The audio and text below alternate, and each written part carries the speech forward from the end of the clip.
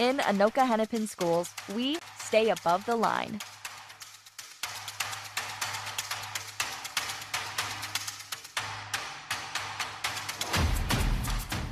As high school students, we've got a lot of school spirit. And when we compete in athletics, that spirit goes through the roof. Our pride runs deep. And sometimes competitions can get messy. But our friends and competitors all deserve a safe environment. That's why this season and every season, we're committed to competing with class. It's not okay to taunt, trash, or throw shade at our opponents. We don't play that way. As players and as fans, this is the way we play the game. We build up our teams. We respect officials. And we give props to the other team, even if they beat us. We are not alone.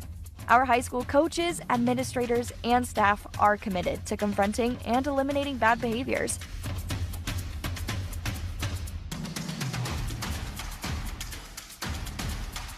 Because insensitive, offensive, and hateful behavior has no place in our high school or in our activities.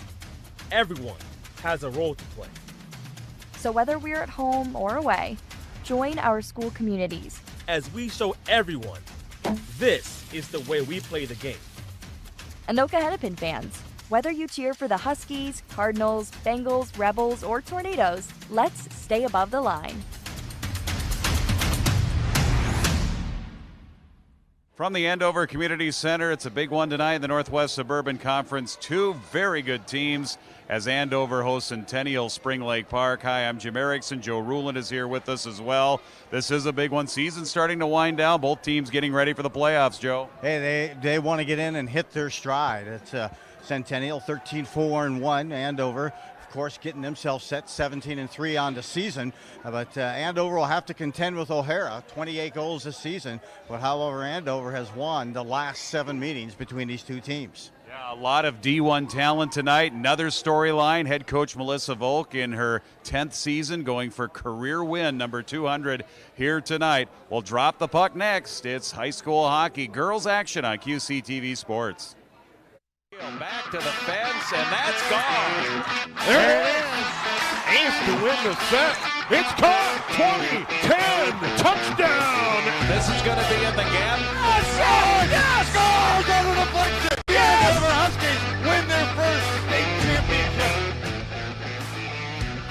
And we are at the Andover Community Center here tonight, Northwest Suburban Conference High School Girls Hockey, as Spring Lake Park, Centennial Spring Lake Park, taking on the Andover Huskies, the homestanding Andover Huskies, in the only season meeting between these teams in the Northwest Suburban Conference. Along with Joe Ruland, I'm Jim Erickson. Andover 16-3-0, undefeated in the conference. They've only played 7 conference games. Meanwhile, Centennial Spring Lake Park has played 11 conference games at 7-3-1.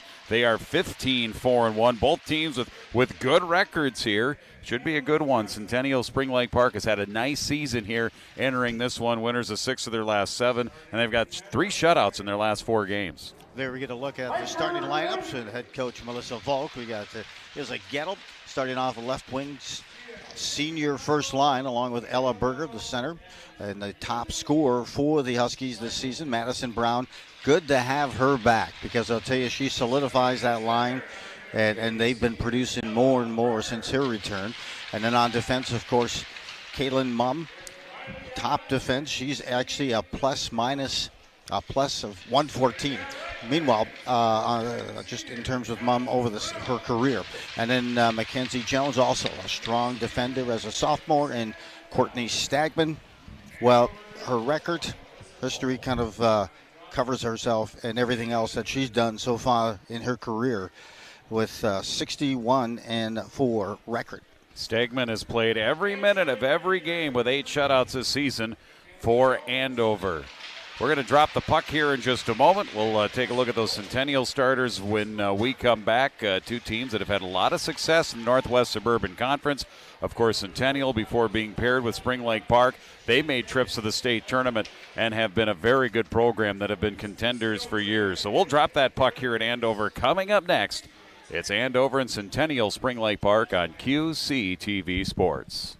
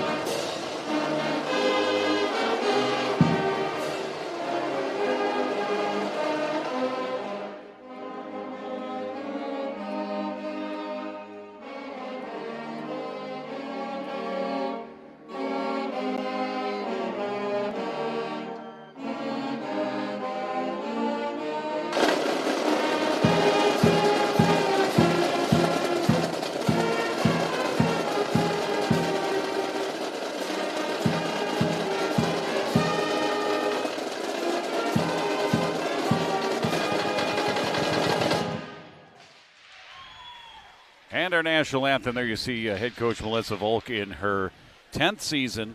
And we mentioned at the top of the broadcast, 199 wins. That recent win for the Huskies over Grand Rapids Greenway, a 7-2 win. Prior to that, a 7-0 win over Champlain Park Coon Rapids, where the Huskies had 7 different scorers. As we take a look at that Centennial lineup and starters here for Sean Moline in his 3rd season, former Bethel Royal, sending his team out on the ice here tonight with that 15-4-1 record, Joe. Ella O'Hearn is forward. She comes in, 2 shorthanded goals, but 8 goals, 18 assists on that season, followed by Cooling-Camp as a forward. And then, of course, everyone circulates around here with Lauren O'Hara. And O'Hara with 28 goals here this season, and she's on her way to the University of Minnesota along with Gettle next year, followed on the defense with Hannah Thompson and Katie Ball. And then goal, of course, it's Caitlin Gross, and she comes in with a record of 10-4-1, 3 shutouts, and a goals against of 1.90. Yeah, Lauren O'Hara scored 6 goals in her last 2 games. She had 2 games against Blaine, a 4-goal game in a shutout win against Cretin-Derham Hall and against Centennial Spring Lake Park. 3 shutouts in their last 4. 3-0 over Rogers, 6-0 over Cretin, 3-0 over Blaine, and then a 5-1 loss to Maple Grove. And O'Hara will win the draw at Centennial Spring Lake Park in the black uniforms.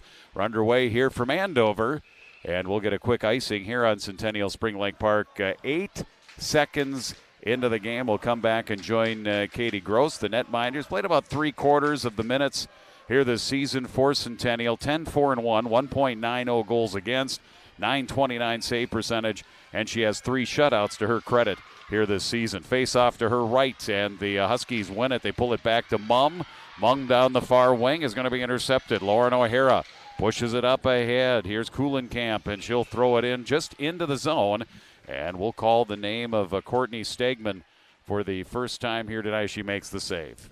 Hey, for her career, she has 30 shutouts, a record of 61-4, and a goals against of .92. That's her career. The season 16-3, a 1.16 goals against, and 8 shutouts. Yeah, and a 930 save percentage. Like we said before, she's played every minute of every game here for the Huskies this season. Andover on the breakout. Stick to stick up here to Ella Berger. Berger comes down the near wing, takes it to the middle with a shot. Quick pad save by Gross into the corner. Huskies go after that rebound along the end wall. Madison Brown, who missed a number of weeks, 6 to 8 weeks, with an upper body injury, and she's back in there, solidifying that top line. Brown after the rebound on the far corner. Looking at it there is Noelle Hemmer for the, I want to say Cougars, but they really don't go with a nickname. They're just CSLP or Centennial SLP or Centennial Spring Lake Park. Or RESPECT. That's what you mean to me. Thank you, Aretha. Andover going back. Oh, I think Otis Redding had a version of that song as well. Absolutely. Here's a steal. O'Hara at center. Then she goes down to a knee. Centennial almost had something coming in, and O'Hara is slow to get up. as the Huskies come back. Christensen centering pass, fanning on it to Sauer, gets it back, and then it comes back here to Christensen. And her quick shot is a goal. She finds the net. So O'Hara, the best player, top player for Centennial Spring Lake Park, goes down on the other end. She's up, she's okay. But Andover comes back and persistent at the net. It looks like Hannah Christensen will get the goal, and that'll be her 7th of the season. Well, and the key player, Jim, you and I talked about this off mic, really, I think the X factor for the Huskies postseason and everything else will be Nora Sauer. She'll pick up the assist. She really created that scoring opportunity and that rebound, and Hannah Christensen found the back of the net. Yeah, the second line getting going here tonight for Andover. 1-0 Huskies. And that's the depth with this team. That is such a difference maker. They can play at a high pace, and we haven't even touched their third line.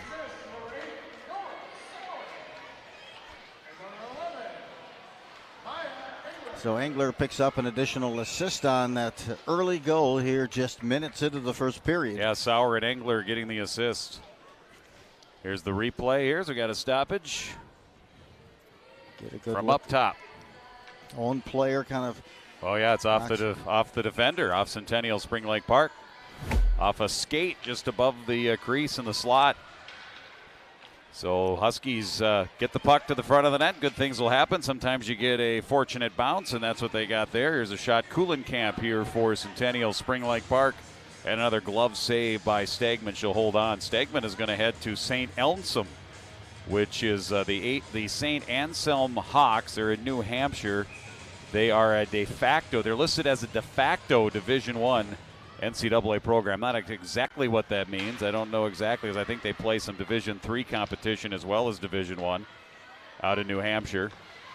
Andover brings it across the line. Lost the handle there. Berger gets it back. She'll dance to the slot. Takes a bump. Here's Berger with a shot. Trickling puck. It's loose after the save by Gross. And now Centennial Spring Lake Park coming back. Bucciaconi will bounce it into the corner. Annabelle Bucciaconi, just a 7th grader. Think about that for a moment, as Centennial will clear that puck on themselves all the way down. She's a 7th grader. She plays on the number 2 defensive pairing. She has a goal and assist. Andover again setting it up here in the offensive zone. Jones to the near point, wrist shot. Merrill Delic in low. Centennial Spring Lake Park trying to forget about that early goal and try to push back here, trailing 1-0. They had a 2-on-2 coming in. Low angle shot up high on the goaltender Stegman. Shot taken by Lager. And the Huskies end up with a rebound in their own zone. Here's the breakout pass, losing an edge and falling down. Trying to gain control is Hannah Olson. Third line out there for Andover. Intercepted by Centennial Spring Lake Park. Hannah Thompson, right side shot, and it bounces in. And Stegman will dive on it and play it safe with 13:22 left in the first period. Shots are 5-3 Andover, and they lead at 1-0. Yep, and they had kind of 2 separate lines. Berger was still left on that line, and finally now they go with that third line, and this third line consists of Hannah Olson, Ella Thorson, who played defense last year, and then Amelia McQuay. She enjoys the energy on this line. They don't necessarily produce a lot of goals, but I'll tell you, it's a quality shift, and they can do just as much as the first or second lines, just a lot younger. Here come the Huskies. Cross ice pass, tipped out. Centennial Spring Lake Park, if they can hurry, can have numbers here. 3-on-2. Good back pressure coming across Ella Thorson. And that bumped the puck loose and allowed the Huskies to gain it deep in their zone. McQuay and other players, you look at Andover, and I asked Melissa Volk, who are some players that are contributing, and it doesn't show up on the stat sheet. And Ella Thorson and McQuay, a couple of those players, helping to give them some depth when it comes to winning state championships. You have to have some depth, as this will be cleared by Centennial Spring Lake Park, and that will be icing as we take a look at the standings in the Northwest Suburban Conference. You get a look here of with the overall record. That's the overall record we're getting there, but Andover, it's been a few years since they've lost a Northwest Suburban Conference game. Yeah. Sometime, and they're continuing that perfect record again this season. They've won 4 consecutive Northwest Suburban Conference championships, 5 consecutive section titles, and of course state champs 2 of the last 3 years. Trying to get there again out of Section 7 AA. Bouncing puck here for Centennial Spring Lake Park. Katie Ball forward with 5 goals on the season. Again, Lauren O'Hara leads them with 28 points, or 28 goals, 40 points. From the near point, Angelotti into the far corner. Centennial Spring Lake Park's Hannah Thompson. Sandwiched up along the wall by Nora Sauer, former and a future St. Thomas Tommy. We got 3 future St. Thomas Tommies on this Andover team. Coach Joel Johnson has to be pleased with the talent coming in. He's got a nice little pipeline coming up here from the North Metro down to St. Thomas, who, of course, just last week announced a big $75 million donation as part of their $131 million arena project. Dancing into the zone, Mackenzie Jones into the far corner. Well, down into the corner, Christensen. To the left wing, quick wrist shot, Berger, and the save is made. Ella Berger, 191 career points. That's number 3 all-time in Andover history. She'll have to go on quite a run here in her senior year to catch Peyton Hemp. Peyton Hemp had 253 points in her career, and that's amazing. That's adequate. That is adequate. That'll get the job done, as we like to say. Centennial Spring Lake Park wins the draw back behind the net. They clear it out, and the Huskies find it then with Piper Andrews, and we'll dump it right back in. 6 minutes into the game, 1-0 Huskies. They have an 8-3 shots advantage. Centennial Spring Lake Park out to center, tipped off the stick of Delic. Back into the middle, chance here for Brown to the right side. Backhand pass Andrews, and that's right in on the goaltender Gross, who will cover it up. And we'll get a face-off here in the Centennial Spring Lake Park zone. Well, I mentioned these teams have met frequently. Currently, the last 7 wins have come the way for the Huskies. In that last game of the season, last year when these 2 teams met, it was Sarah Kaiser who had 3 goals. Ella Berger wins a draw, pulls it back. They throw it towards the net, and Gross steers it to the near corner. Battle ensues to the near corner in the Centennial Spring Lake Park zone. Andrews able to pick it clean. The number 4 line out there right now for Andover. And Ella O'Hearn for Centennial Spring Lake Park. Long pass. Good sign of a Andover forecheck here. That's the 3rd time already that Centennial Spring Lake Park has had to ice the puck. Here is the most recent rankings according to Let's Play Hockey. And there you see a look at Minnetonka, Gentry Academy, followed by Edina. Gil Murray knocked off Andover about a week and a half ago in a tight battle, 2-1. So Andover goes to 5. If you look at the page stat rankings, which are done by some gentlemen in Duluth, it's called Page Stat. That's the high school version of the pairwise, like we do in college hockey. Andover's number 1, based on their wins and their strength of schedule in the old Page Stat. You can check that online. Interesting to see some different kind of polls. Of course, that one there that we show from Let's Play Hockey, that's a voted on poll where hockey experts from throughout the state vote. Page Stat, that's total formula, all about the math. Dancing around is Berger. She skates up and down that wing, now back behind the net. Tried to saucer it back out to the point. Second attempt she does over here to the near side. Avery Kasich will reverse it. Left side now, Little coming in. A lot of bodies out in front of the goaltender, Gross. That hit all kinds of traffic. Centennial Spring Lake Park, do they have enough gas to push it the other way? They will bounce it in on the right wing. That was Chat Lean. Easy save by Stagman. And then Centennial Spring Lake Park back out to center. Couldn't hold it, so here come the Huskies. McQuay dumped in, and then she got dumped with a bump by Lager, and I think we're going to get a penalty. It's going to be a trip, and we'll see that Andover power play for the first time here tonight with them leading at 1-0. And as we mentioned when they played last year, it was a win for the Huskies. Kaiser picked up the hat trick. It was also Berger who had 2 goals and an assist, and we'll get a look at that power play for the Huskies. They come in with a 29% proficiency on that man advantage. Yeah, Andover against Centennial Spring Lake Park, their last, several meetings, 7-0, 10-0, 11-1, 8-0, 7-1, 6-2, 4-1. Those are the 7 games in the 7-game winning streak against Centennial Spring Lake Park. Last win for Centennial Spring Lake Park was 2018 4-3 in overtime against Andover. They swept the season series, in fact, that year, 17-18 against Centennial Spring Lake Park. So the penalty in the trip was called on Centennial Spring Lake Park's Grace Lager, and Centennial Spring Lake Park able to clear it all the way down. The puck was played with a high stick, and because of that, we'll get a face-off here in the Andover zone on the power play here for the Huskies. Andover coming into this game had outscored their opponents 93-23. Now to make that 94-23 on the season. And they've outscored their opponents now 35-5 in that first period. Back comes Andover. Face-off win the defensive zone here in the power play. And across is Madison Brown, still with the puck on her stick. Loops around on the opposite side. Pushed up for Jones. One-time blast, and the save kicked away. Mumm with the shot, another future Tommy. And the save was made by Gross. Another penalty coming up here against Centennial Spring Lake Park. It was a trip on the far side. Behind the net, Brown trying to create. It's touched by a Centennial player. And this will be a cross-check. And it'll be a 5-on-3 here for a minute 6 against this dangerous Andover power play. You get a look at Madison Brown. As I mentioned, she's back now a few games from an injury. Good to have her back. Last year, she tallied 25 goals, 36 assists, and 13 power play assists. She was a distributor.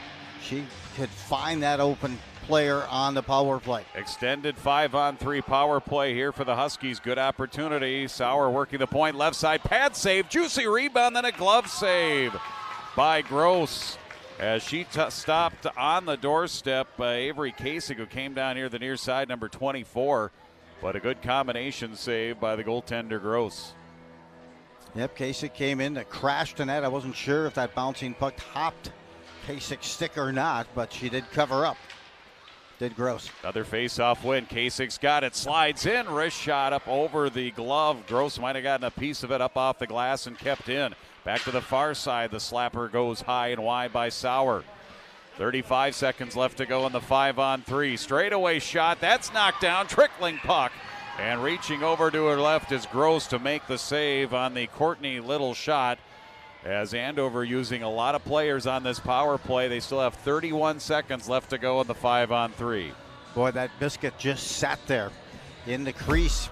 Huskies were trying to crash that net once again to close it up, but Gross did a good job of hustling over, launching. They're going to bring the face-off outside of the zone. I don't know if there was a hand pass or something that occurred in the Centennial Spring Lake Park zone, so they'll bring it here right in front of us, near side dot, just across the line. And another face-off win by Andover. They've, other than the opening face-off of the game, I think they've won every face-off since.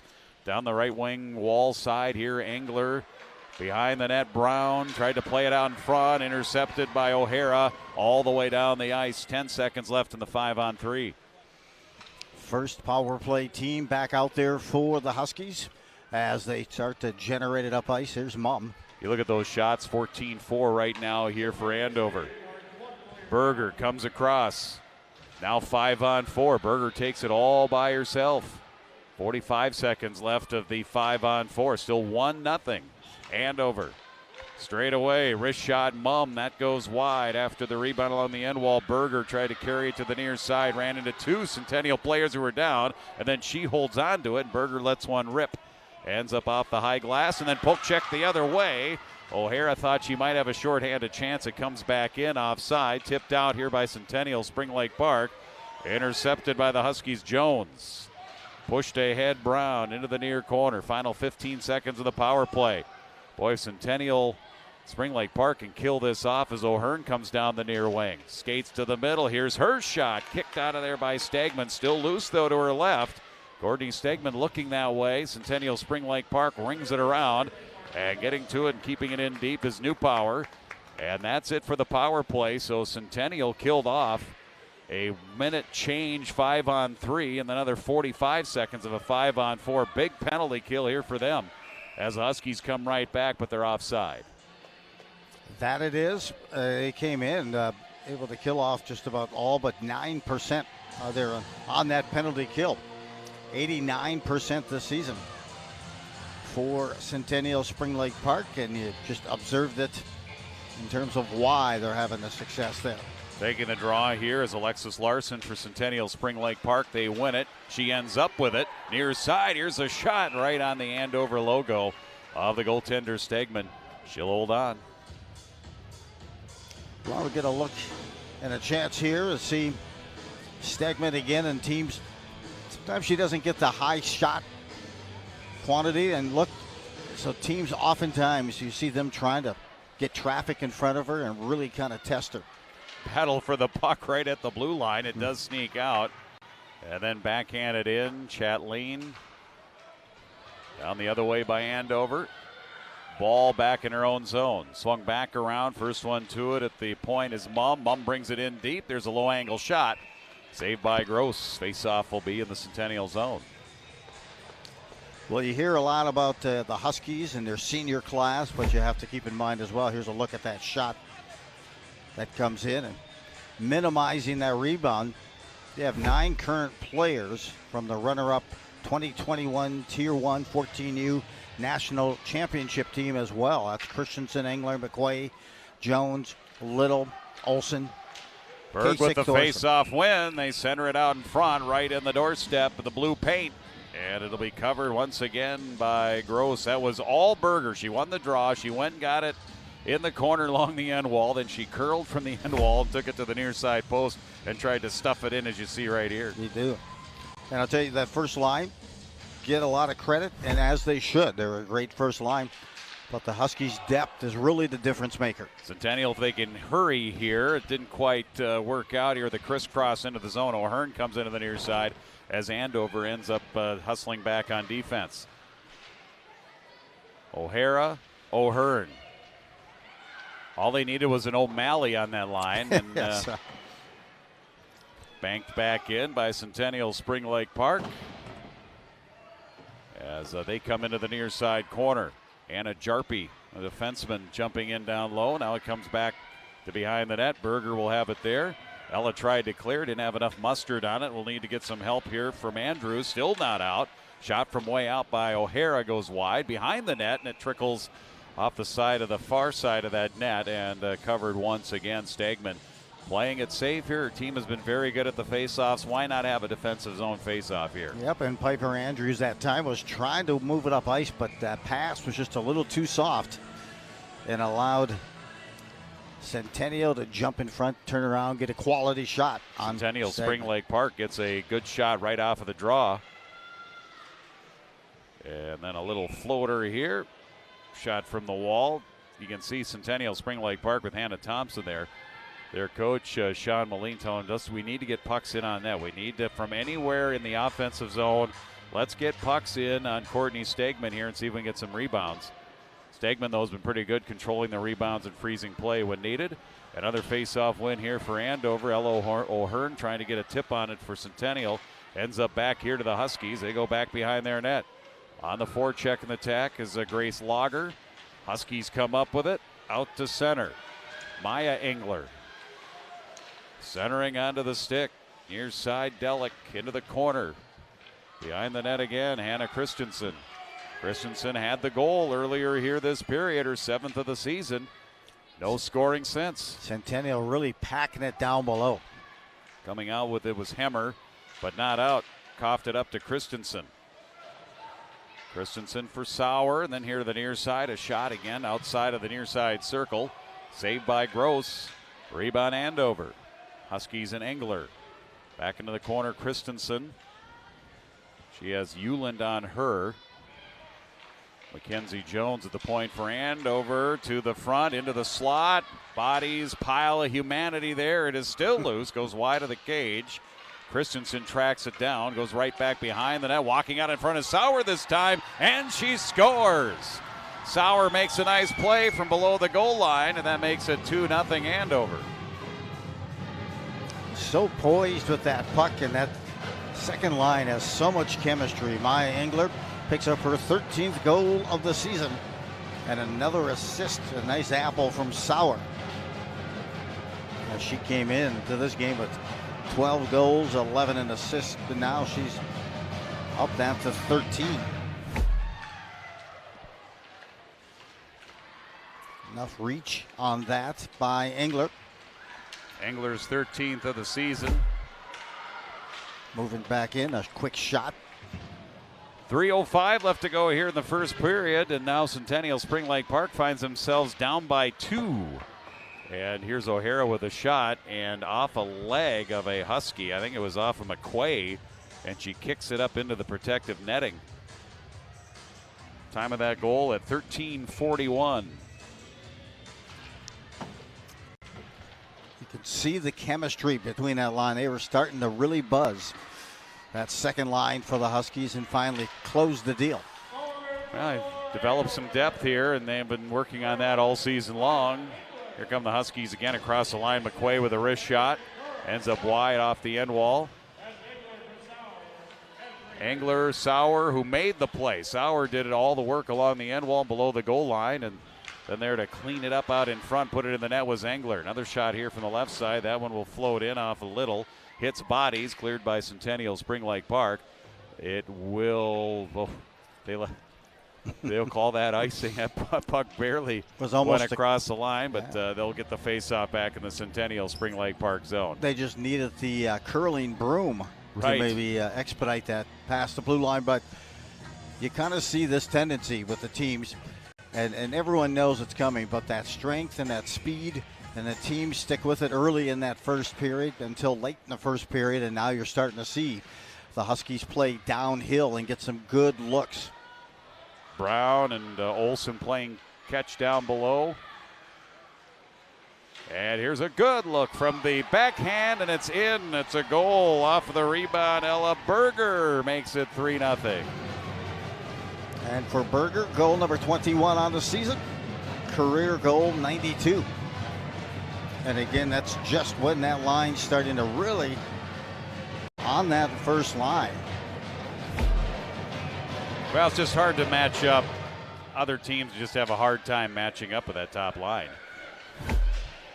And then when you do shut down that top line, or you are able to keep up with them a little bit, and the second line comes through as they have here also tonight already. The second line with a couple of goals, and now the top line gets a goal here for Andover. They lead at 3-0, and Berger goes right back to work. Ella back behind the net. Mentioned career-wise, she's nearing 200 career points. Coming in tonight with 191. Lager with a move at the blue line. Huskies get back nicely defensively. Mumm finds it, plays it ahead. Berger, cross-ice pass at center. Race for the puck. Newpower will win the race to it for Centennial Spring Lake Park. Up ahead for Lager, and then it's going to be dumped in off of the stick of Chatleen, and the Huskies will track it down here in their own zone as we near 1 minute left to go in the first period. Brown and Andrews picks up the assist, Piper Andrews, and Brown on the assist. 1 minute left to go in the period. Sauer behind the net. Works it here to the near side. Check that, that's Christensen. Into the corner, Engler. Back over far side. That's Sauer up to the point, and too many bodies out in front for Kasich to get that one through to the net. Centennial Spring Lake Park. Puck pops up into the air, and they bring it back here the other way. O'Hearn down the near side. Trailing the play is O'Hara. Just 9 shots on goal here for Centennial Spring Lake Park, and a lot of that has been because Andover's been so dominant in their offensive zone, keeping that puck deep and trapping Centennial Spring Lake Park. Centennial Spring Lake Park, here's a steal. Good chance, spinning around Sauer. Didn't have a shot. Sauer gives it up and then goes to the net, and a shot and a save. Puck up in the air, and it's a goal. Referee didn't signal it right away. He had to find it, and the Huskies have another late one here in the first period. And it looks like it'll be off the stick of Hannah Christensen. It's another one for her here in period 1, and it's 4-0. And it all started by Sauer. She settled that puck. And what she did was stay calm and poised and managed to find Engler coming in on the cut. Passed it to her. She took the shot, and then coming back to get the rebound. You get a look here. That initial shot by Engler. Loose, crash in the net is Christensen, and there's goal number 2 on the night for Christensen. Huskies now go up 4-0. And that is her 7th of the season. So 3 goals here in the last 3 minutes and 9 seconds. There's the overhead look from the ceiling. Puck up into the air and then in. It just took a while for them to see that puck in the net, and then the collision occurred. So I think the coaching staff is They're saying, talking about possible goalie interference. Mm-hmm. But it looked like that puck. If it's in the net before the contact, obviously that's a moot point.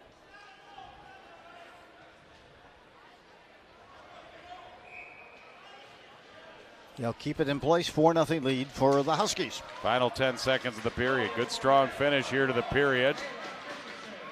And Centennial Spring Lake Park. Lager pushed ahead. Bucciaconi comes in final seconds, and that is the end of our first period. Good strong first period here. Shots 21-10 in favor of Andover, Joe, and they'll take a 4-0 lead. Your thoughts here on the first period as our color analyst tonight? You bet. It took a little bit of time to get going, but they scored that first goal early in the first period, but had a couple of chances with the power play. But then they got hit in their stride and started to wear down Centennial in Spring Lake Park. And now with this 4-0 lead, consistent with what we've seen this season, they have outscored their opponents 38-5 in the first period this season. All right, they lead at 4-0. We played one here at Andover on QCTV.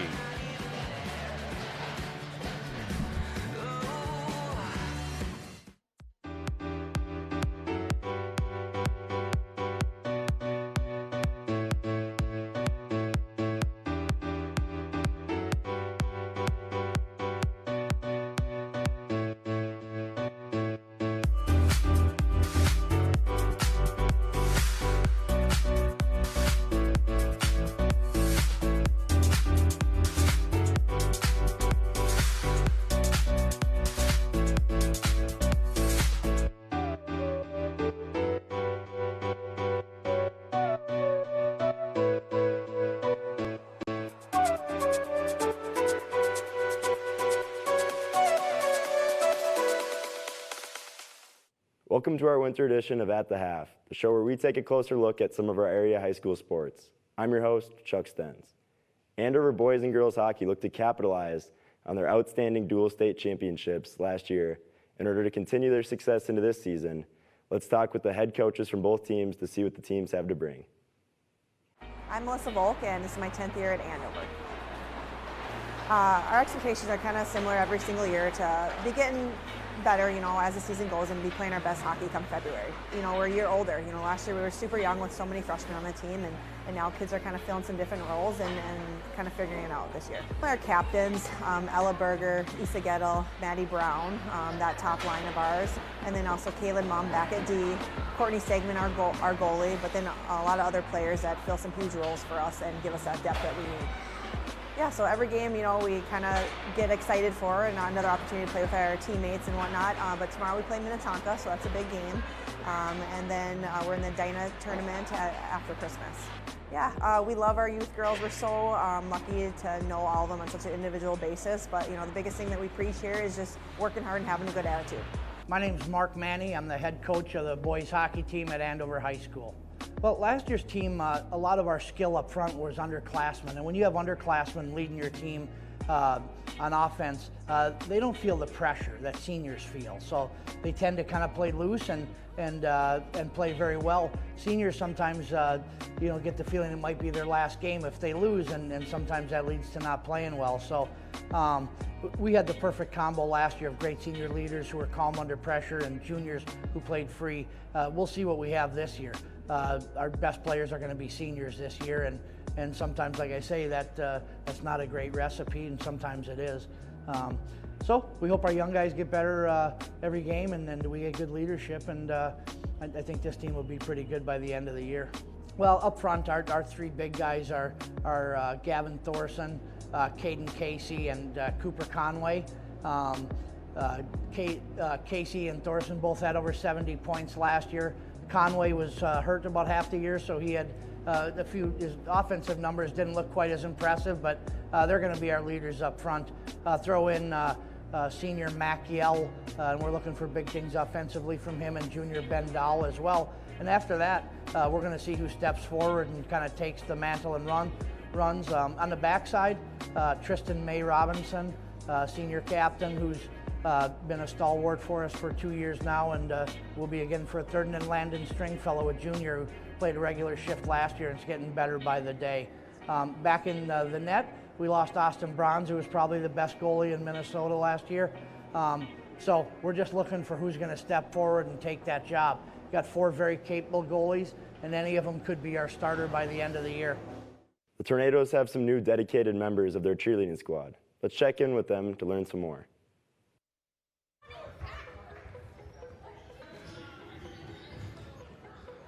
I started coaching this year.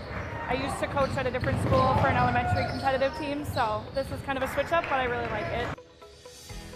My name is Jordan Waldinger, and I've been coaching here for 4 years. I'm going to be going on 5. I came here to be the assistant coach just right after I graduated high school, so I've been here for a bit. Last year was kind of rough for us. We had a lot of drama, a lot of issues, but I feel like this year we have the most committed and hardworking team that I've ever seen. Yeah, we are this is some of the most hardworking girls I've ever met. They're so committed. They want to win. They want to be here every day.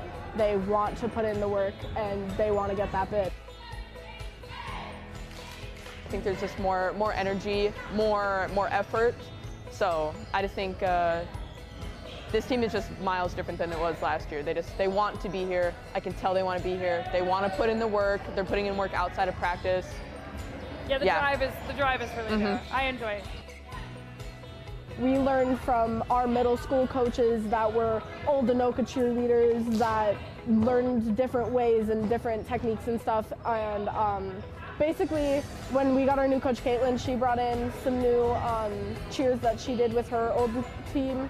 Also cheers that she had learned in high school herself. Yeah. So yeah, cheers end up kind of just being a big collaboration of what ends up working for the team and like what we like the most.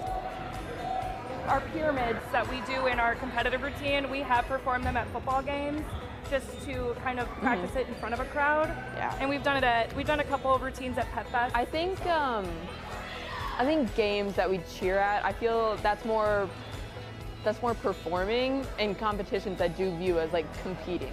Like it's more intense. Our first competition of the year usually is regionals, and it's always the Saturday before Halloween. And then after that, we have competitions usually on Saturdays, every weekend or every other weekend kind of after that. Until like late February when Nationals is. When I got hired, that was my goal to the AD, was I would like to take this team to nationals. That's a huge goal for coaches as well. Yeah. So. Coaching this team, we've gotten 2 bids, I think, and we just haven't gone yet. So I think that's always my goal. Nationals. We want to get to nationals. Yep.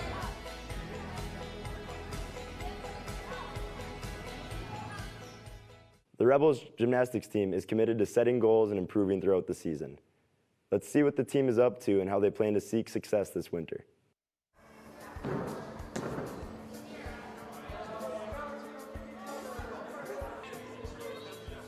We're down a bit, but I've always said I want to work with athletes who will work hard.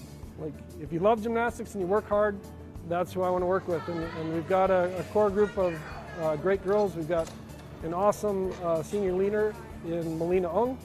I don't know anybody that's worked harder.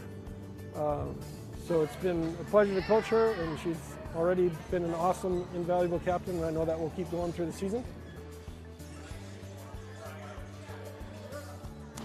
We lost about half of our team, I'd say, and then we got a lot of new middle schoolers, which is really nice, so that we have a really young team right now, and I think the season will be really fun.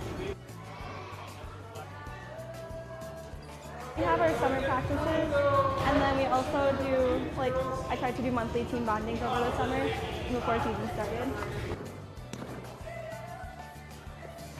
So the technique is the thing that takes a little bit more time and repetitions to build, and well, really all those things, strength, flexibility, but the strength and flexibility are what we really focus on as a coaching staff. Of those are things we can control. If you're doing your splits daily and really working it, you'll get more flexible. If you're doing shoulder stretches, and we do partner shoulder stretches and a lot of different stretches, you'll get more shoulder flexibility. So the strength and flexibility we focus on a lot. We focus a lot on improvement. So it's always a goal of ours with both our varsity and JV to have the team from that first meet to the end meet improve 8 to 10 points. And last year I think we got almost to 12 with the varsity and I think maybe even 13 with the JVs. So those continue to be our goals. So this year we're just focusing on rebuilding those good team habits and that mentality towards improvement. And, we're going to try and beat those teams that are at that same level that we're at and show that we worked to be our best on that day. That's it for this edition of At the Half. Make sure to keep up to date with all your local sports coverage by liking and subscribing to our Facebook, Twitter, Instagram, and YouTube pages. Thanks for watching.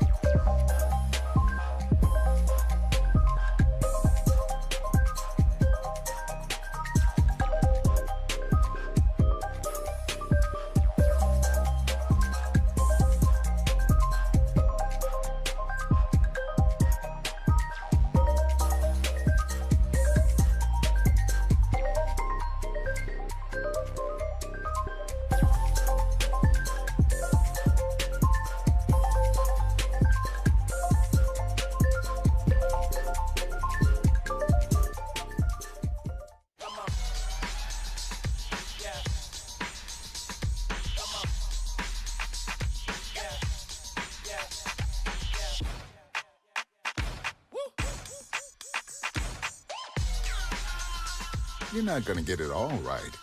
Just make sure you nail the big stuff, like making sure your kids are in the right seat for their age and size. Get it right at nhtsa.gov/the-right-seat.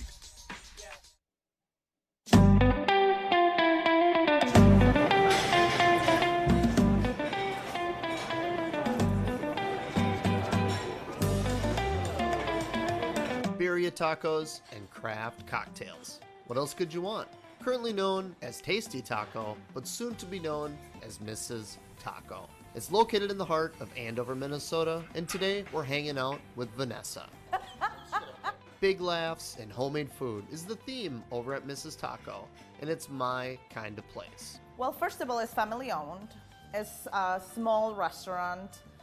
We take a lot of pride, a lot of joy in what we do. I don't want to say we are a business, which we are, but more than a business, I want people to feel at home, that when they come, they feel welcome, that they enjoy every bite that they are having, that they are enjoying every drink they are having, because we put our souls and hearts in everything we do. We're very, very passionate about our brand, about our food, our freshness, our drinks, and that's what it's gonna make us different from everybody else. Vanessa shows us around her beautiful restaurant, from the kitchen to the bar to the table. Lovely, isn't that beautiful? It is. Birria tacos is by far one of my favorite dishes. So, let's get a quick history lesson. Roll the tape. Legend says that birria tacos were created in 1950, and the word birria means exquisite, savory dish full of culture and tradition. Makes sense to me. One of our biggest sellers are the birria tacos. Originally that was made to be cooked with goat, but then we didn't know how well that was going to be, so we did it with beef. And it's been a big success. Andover is being great to us, very welcoming. We feel like at home, yes. We're very, very grateful to be part of the community. All right, so Mrs. Taco is undergoing a menu change, so stay tuned for that. So to keep up with the latest changes, be sure to follow Mrs. Taco on Facebook and check out their website at tastytaco.com. The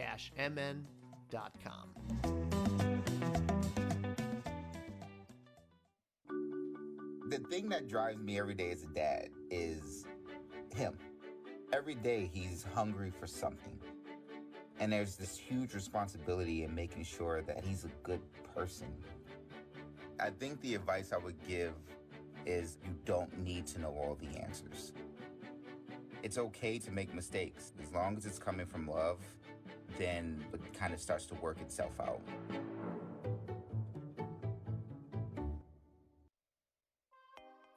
You know what? It came to me actually last September 2021, and I was taking a really fun spin class for my best friend, and I thought, you know what? This is what we need in Andover. We need something fun, something low impact that anybody can do and still get a great workout. And I think after the pandemic, people were ready to come out, come do group classes again, have some fun, gain a community, and that's what I was looking for. And then here, Local Fit is here today. Constant feedback is number one, how fun it is. How fun it is, how welcoming our studio is. All the members love to meet new people. They have gained so many friendships. It's been so fun to see them come in. They hold each other accountable, especially at 5 in the morning. It's been so fun to see it grow that way, just naturally and organically. It's been a great ride. So I would say it's the friends that you meet. It's the people that come to class that you walk in and they're like excited to see you, and it's fun. And every class is different. It's low impact. I get an amazing workout, and that is why I like it so much. Also, I feel very comfortable just doing what I can do. I love the instructors. I love the people. Sometimes I sit by the same people all the time, sometimes to change it up, but we always laugh, we clap, we sweat, we work hard. It's just super fun. It goes super fast, and that's the best part, is that you feel like you're in and out, but you got a great workout in. Everybody is so welcoming, and it is low impact. And it's so much fun dancing on the bike. And the same with the yoga. All levels are always welcome. We do modifications, we can push you, we can get you wherever you want to be. We've been so hard on our bodies thinking that that's what we needed to make a good workout, but when you come to the bike, you can get just as good of a workout and leave feeling sweaty and accomplished. And we just want to open up this door to all of you to come and check it out.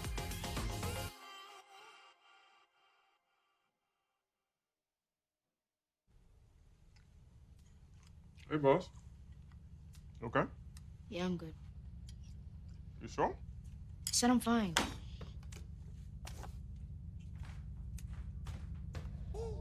Since I was little, it was only like me and my parents. You think you created family out of characters? Yeah, of course. I'm gonna take that, make it into a song.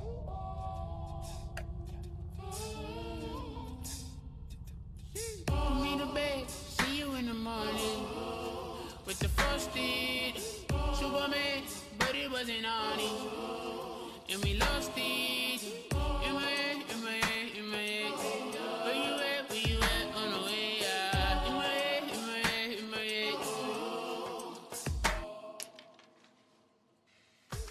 Hey, son. Hey, Pop. You can talk to me.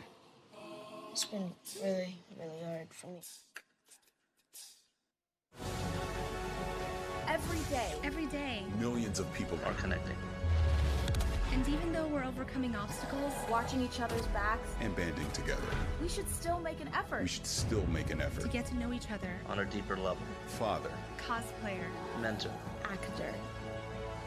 It's time we take a step forward. It's time we take a step forward. Come together and discover how accepting our differences can make us stronger. Stand is precise, no margin for error. Dare to forget that. Dare to have fun with it. Get weird with it. Dare to send those old STEM theories flying past the neighbor's house into outer space. Dare to program something internet-breaking, record-breaking. Dare to blow their minds. Dare to learn the difference between sedimentary and metamorphic rock. Go find those rocks. Dare to keep daring. Dare to STEM. Check out She Can STEM to get started.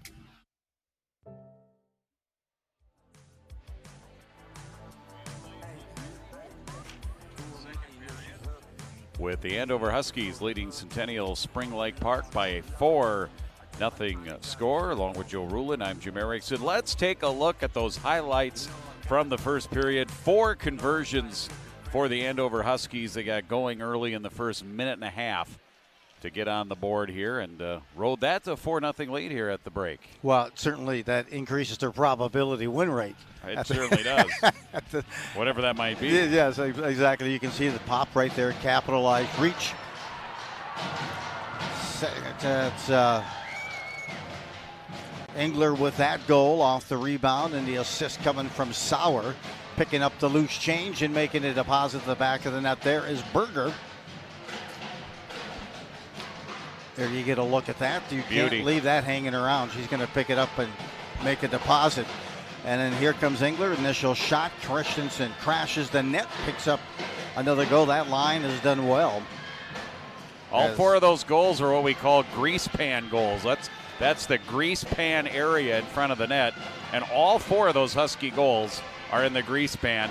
And coaches will take those goals off of pretty dangles and snipe shots every day of the week. They'll take those tough goals from the dirty areas of the ice, and that's exactly what the Huskies got in that first period. It's a result also of just crashing that net and hustle. So a little fundraiser going here tonight for the Huskies.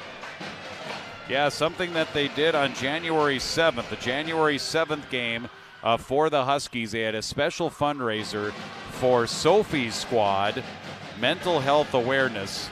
And a couple of the Huskies leaders spearheaded it. The team got together and they were able to raise over $1,000 from that. And outstanding effort for Andover and the Huskies and the hockey community here. What Sophie's squad is, Sophie Wieland, who was a girls youth hockey player in Sartell, took her own life in the summer of 2021, and later on that year, parents and community members and friends and family started Sophie's Squad to help bring mental awareness to the forefront for young people and in the hockey community. So over $1,000 raised. Good job by the Huskies girls hockey team. They also had a pretty good fundraiser that involved the free girls youth hockey shooting and instruction clinic, as the hockey team asked for in-kind donations donated in support. This is a Minnesota Wild function. They're a Minnesota Wild special hockey team from the Blaine area. And basically the Husky girls hockey team asked parents and people in the community to give in-kind donations. And they raised $1,287 in that fundraiser. So the folks here in the Andover hockey community doing a nice job giving back to the sport, no doubt. Well, getting ready for that first line to come back out. There has been a change that we didn't get to in that first period, is that Piper Andrews is skating that first line. Gettle is out for this game as she just wasn't feeling the best. Well, so she was listed on the line chart to begin the game, and we had her penciled in, but unable to go, so a game-time decision. And it didn't seem to affect the Huskies much as they have a 4-0 lead. We're underway in this second period. Huskies in the white, Centennial Spring Lake Park in the black with the red and white trim. And there's their top goal scorer, 28 on the season, one of the top goal scorers in the state. Getting the puck out in front. Good first offensive possession here in shift by Centennial Spring Lake Park. And the Huskies ice the puck and as we are 36 seconds into the second period. And you're right, Jim O'Hara came in with a good pressure, a good scoring opportunity, but she had mummed the defender against her, and she kind of dismantled that scoring opportunity with some great stick work. Shots on goal in that first period, 21-10 Andover. Andover had the only power play chances. That included a minute plus of a 5-on-3. They are 0 for 2 on the power play. And they win the face-off here. Bank pass up ahead to Christensen, who had 2 goals in that first period. Goals number 6 and 7 of the season. And she has it on her stick now here. The second line wing carries it in back behind the Centennial net. Far point. Kasich, reverse over here to Little. And that's tipped into the corner by Centennial Spring Lake Park. And the teams will ensue a battle there as we pass the 1-minute mark of the second period. And a player went down. We're going to get interference in that far corner. A penalty and a power play coming up. It'll be the first one of the game for Centennial Spring Lake Park.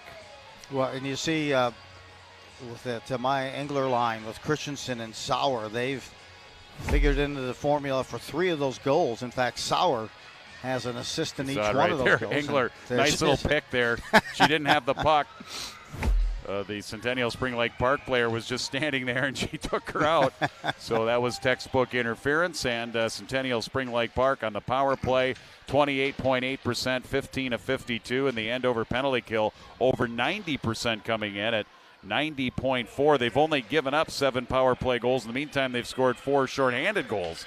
So they're only a -3, and here's a chance. Coming in is Berger, shorthanded. She's got the goaltender on a string, and Gross was able to stretch to her right and not give Berger anything to shoot at. By the time Berger shot, she was below the goal line, and holding on will be Gross. But you can see that when you got talent like that, a shorthanded goal is always an opportunity and a possibility. Well, and it's that additional open ice, and it gives them more space. Berger gets to it. Plays it up to the point. Kasich back to Berger, back behind the net. It'll be ball for Centennial. Sauer, one of 3 future St. Thomas Tommies here on this Andover club. Played back out by Centennial Spring Lake Park. Trying to get something going here in the power play with a minute 10 left to go. But here's Berger again, shorthanded. Sends it through a screen. She gets knocked down in front of the net as was steered away by the goaltender Gross. Still not yet out of the zone. Centennial Spring Lake Park having a hard time setting up here in the power play. Finally tipped the other way by Chatleen. That'll end up in deep. Little shake and bake move there. Kasich tried to fake out Chatleen. Puck comes free to Lager. Lager to the left wing. Cleared out by Andover. And Andover will switch out most of their penalty kill unit here. Back to get it, Thompson. A goal, 8 assists on the season. Larson backhands it ahead, stick to stick. Across the line is O'Hearn. O'Hearn, though, being trapped by Brown, strips the puck into the near corner. Andover comes up with it. Third player in is Little, and she'll send it down the length of the ice with just 20 seconds left in the Centennial power play. It's got to be frustrating. As you mentioned, O'Hara with the 28 goals on the season, but she has those 10 power play goals as well, not even getting a look. She's been bottled up here tonight by Andover. They've done a nice job slowing her down. Mackenzie Jones, 5 goals as a defenseman here for Andover. Had the puck on her stick, and it ends up in on the goaltender Gross. She covers up. Just 1 second left in the Centennial power play. The Huskies come up with 2 shots on goal during their penalty kill. You get a look at the coaching staff for Centennial Spring Lake Park, trying to see what they can do to cut into this deficit. Sean Moline is the head coach in his 3rd year. He played hockey with the Bethel Royals. Meanwhile, the penalty has expired. Huskies back at full strength. That was the interference on Engler. Engler now after it here in her own end. Penalty coming up. And the Huskies will get their opportunity on the power play here in the second period. Body check along the near side wall is what is going to get called. And it's going to be on Andover. Oh, it will go on Andover. Okay. So back-to-back penalties here. Huskies putting pressure on their penalty kill. Christensen now will go to the box. It was hard to tell for us because it was right along the near side wall. You can kind of take a look. Engler was there, and then... That's still hard to tell. It was. But it's a 2-minute penalty. Christensen into the box here with 13:30 left to go in the second period. 4-0 Andover. What O'Hara can do here with the puck. Well, it was key here. They win the faceoff. O'Hara has it in the near side. There's a shot blocker to side. Stegman pushed it to the far side. And that far wing cleared down by Centennial Spring Lake Park. Good technique that time by Stegman. O'Hara was coming in. Yeah, good use of the waffle board. You got it. Not only just knocking it down, but then directing it away from the net, away from the slot, away from the front of the net. Lager goes back here to her line for Centennial Spring Lake Park. Lead pass onto the stick. Chatleen down the near wing, gets sandwiched, lost it. Engler in the corner for Andover. Swings it around Berger, and Berger helps it down. That puck will take its own sweet time to make it down there, and that allows Andover to change penalty killers here with 1:05 left to go in Centennial's second power play of the second period. And we are not yet 5 minutes in. Dancing into the far side, Ella O'Hearn, double-digit goals. She has 10 on the season. Pass in the middle is going to be intercepted. Picked off. And Hannah Olsen on the penalty kill, able to send it down for Andover. Good work by number 28. Huskies just staying active. They are. And very aggressive at the puck, too. They are an aggressive penalty-killing team. That's Sauer behind the net with the puck. Yep, Nora Sauer down to a knee, gets back up, helps it over to Olsen, who's tied up. Then Sauer has it again. Near point, Little wrist shot, and that one butterflies in a little bit high on the goaltender, Gross.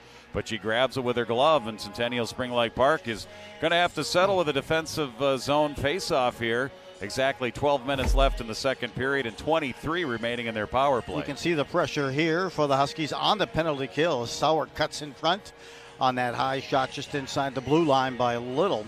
Just trying to get a distraction if she can, but a good look on this penalty kill. They'll switch out. The coaching staff is having a discussion about substitutions apparently on and off, but right now, the only shot on goal in the last two power plays for Centennial Spring Lake Park has come from O'Hara, and that shot, Stagman waffled that away.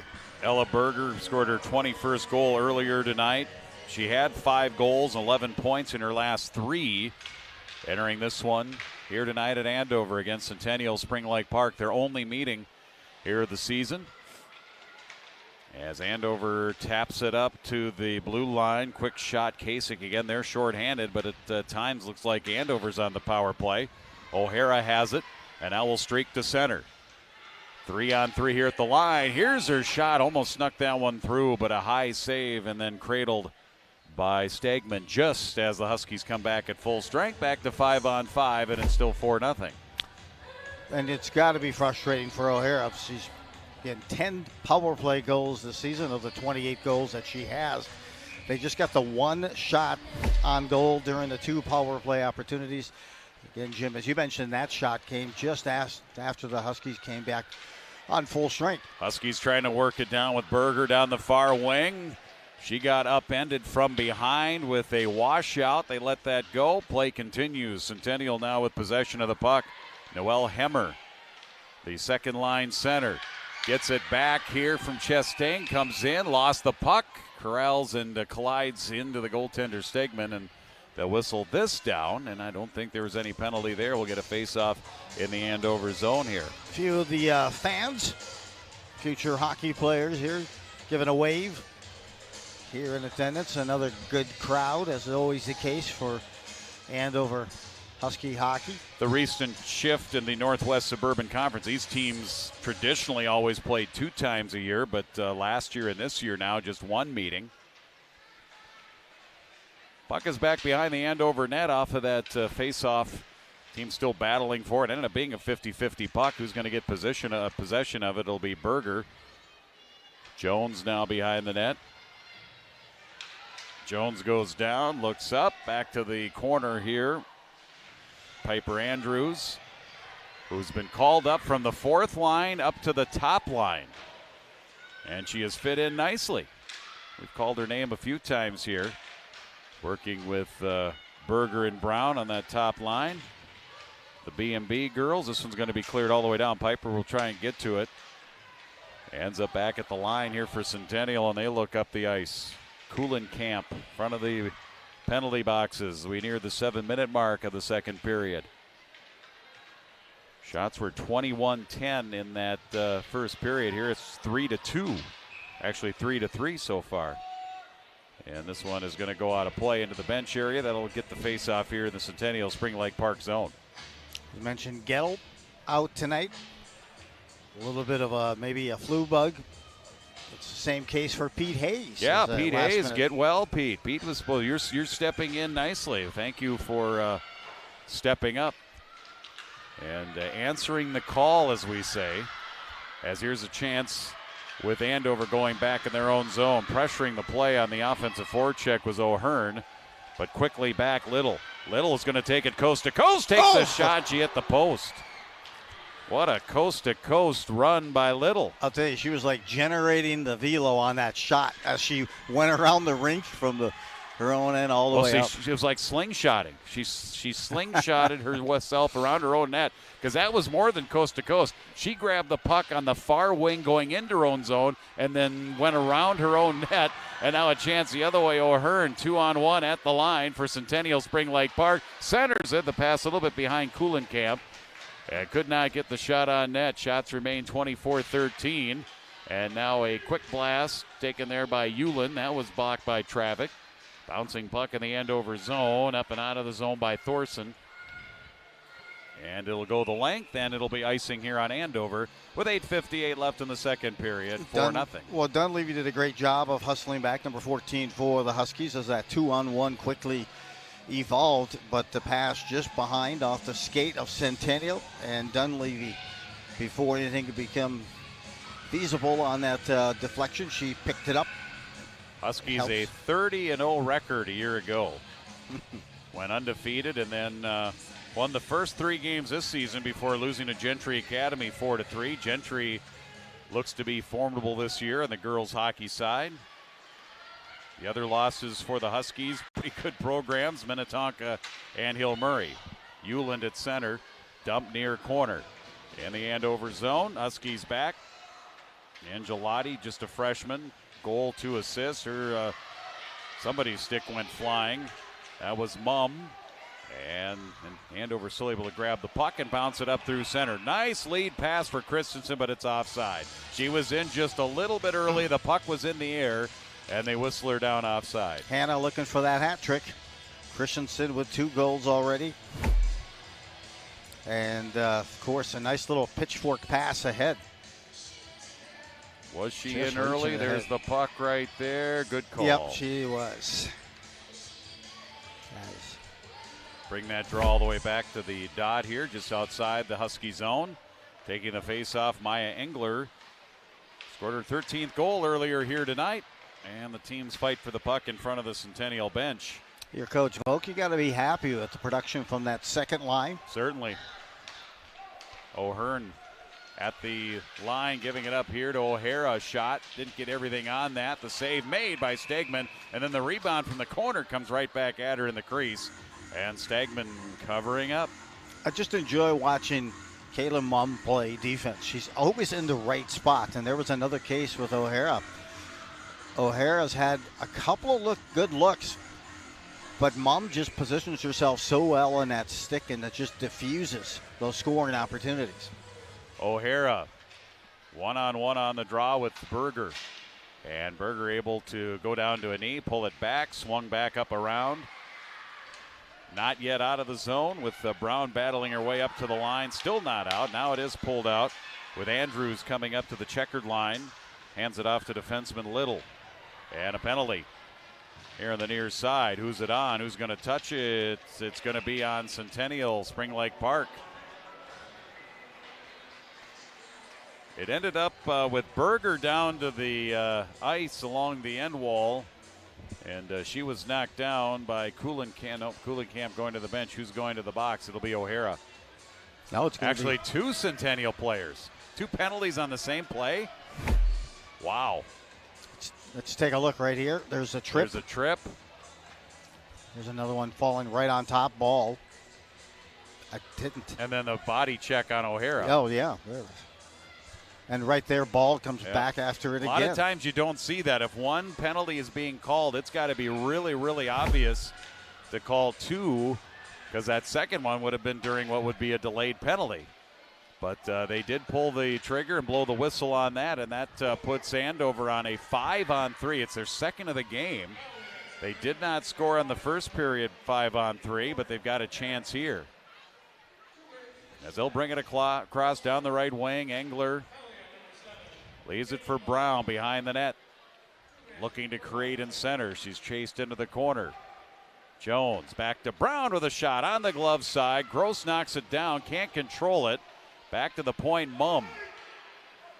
Mumm, blue line, cross ice pass. Engler ends up getting it over to Jones. Back over to Engler. Has to play it off the wall. Engler again. Straight away, Mumm.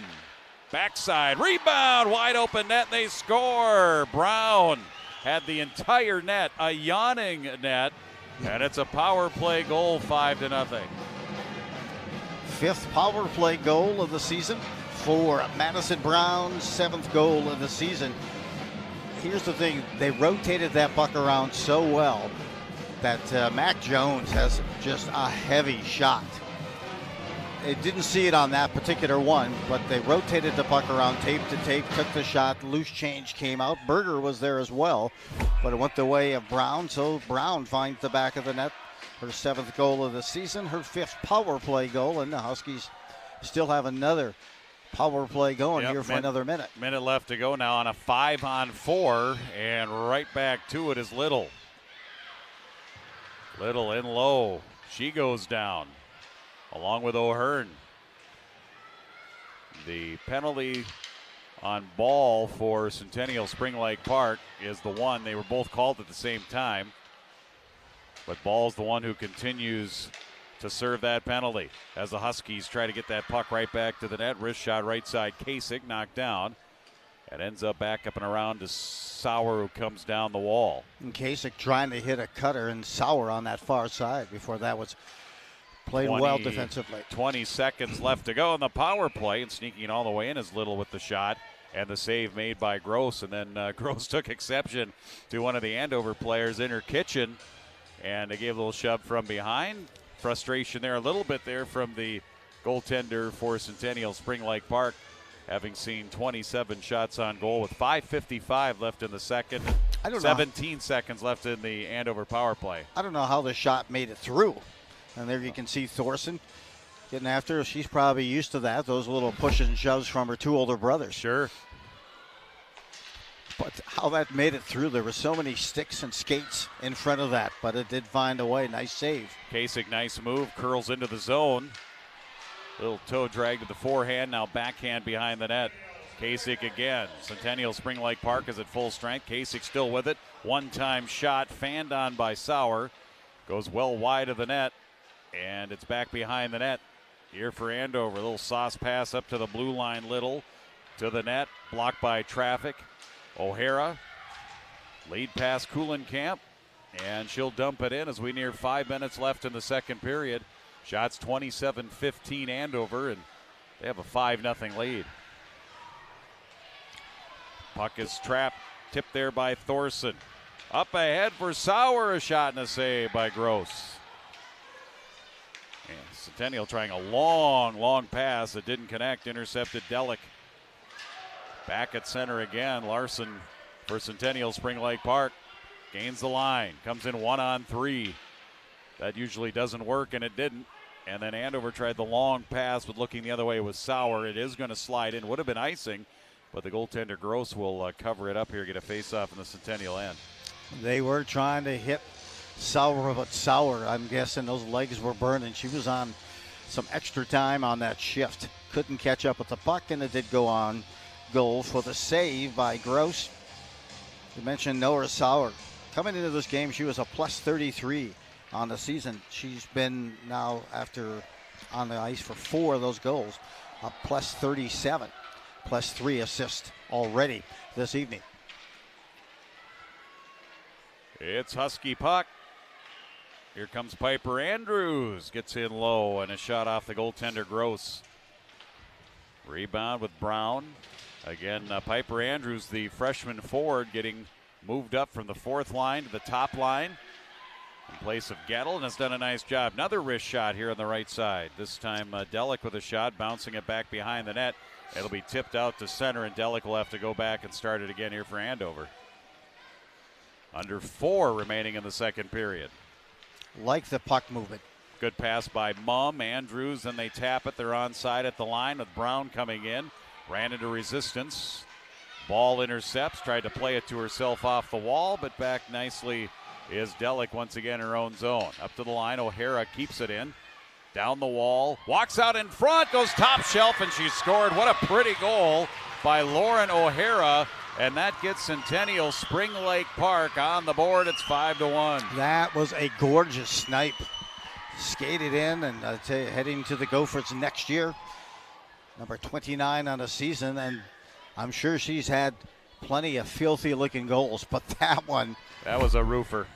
That was sharp. That was like the shot of an assassin. Boom. Coming right in. over the left shoulder of the goaltender, Stagman. Pinpoint placement there by O'Hara. As you mentioned, number 29 on the season. She had a 9-game goal streak back in November and December. Now she has 7 goals in the last 2.5 games. And Centennial is on the board. Andover, though, goes right back to work, and a shot from the right wing. Angelotti, the freshman, knocked down and covered, and Gross will force a faceoff in the zone. See that smile. You see a lot of that smile from Gross. Stays positive among all that pressure, hands that puck to the official, and right now Centennial, Spring Lake Park, hoping that this can give them a spark. They're now just down by 4. Cleared off of the faceoff. There'll be no icing on this. Andover back. Mac Jones. I believe that's okay to call her Mac, right? I thought Correct. I heard you call her Mac.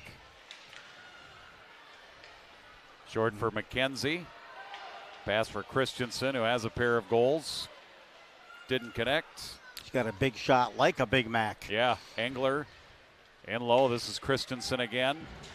Into the corner. Jarpy, they both bang into the glass. Up to the line off the glove of Jones. And then Hemmer, after the puck, got tangled up a little bit in the skates of Angelotti. They went down, incidental, and dumped in deep here in the Andover zone. Got to be a player that has an engine with a name like Hemmer. No doubt.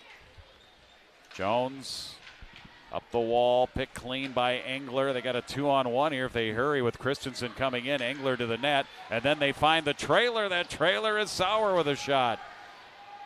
Rebound back here near side, up and out. Huskies find it again. Jones sent right back in, under 2 left in the second.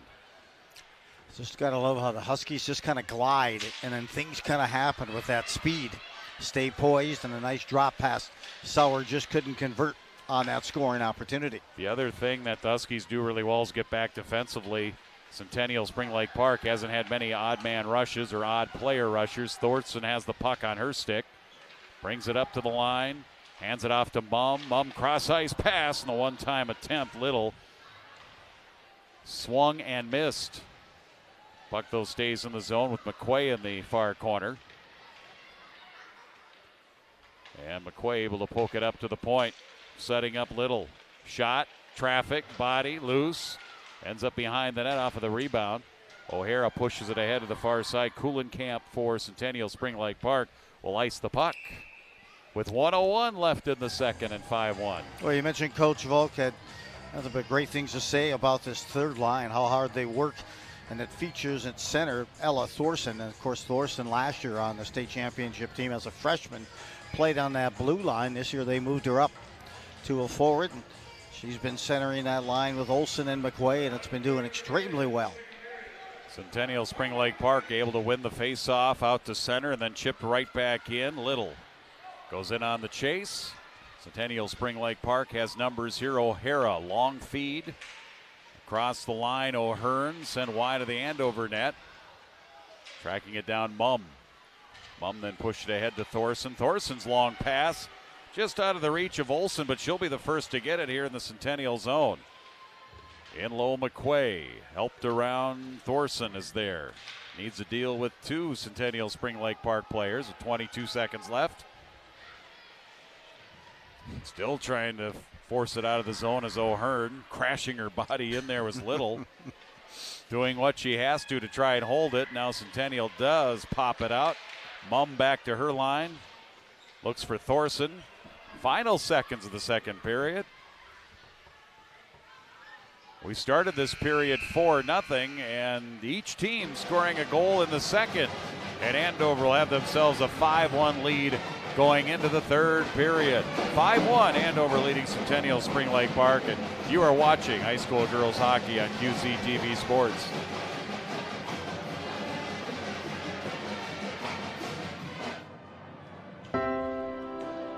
Andover, Minnesota.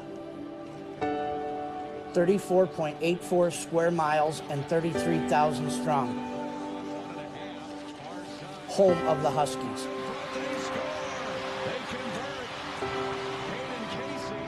residing in the state where hockey is king, with a new battle for the crown each winter.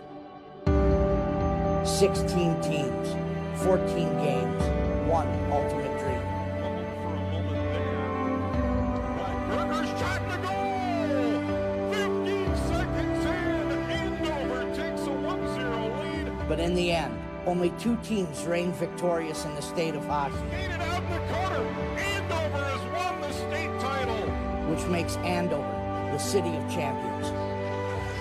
Takes the lead pass. They come in across into shot. Rebounds. Your champion. Attacks against Asian Americans and Pacific Islanders are on the rise. My simple solution to the problem was remove people from the scene and help them feel safer. In terms of hate crimes, I think there is so much more work to be done. We really need to come together and tackle this issue as a community.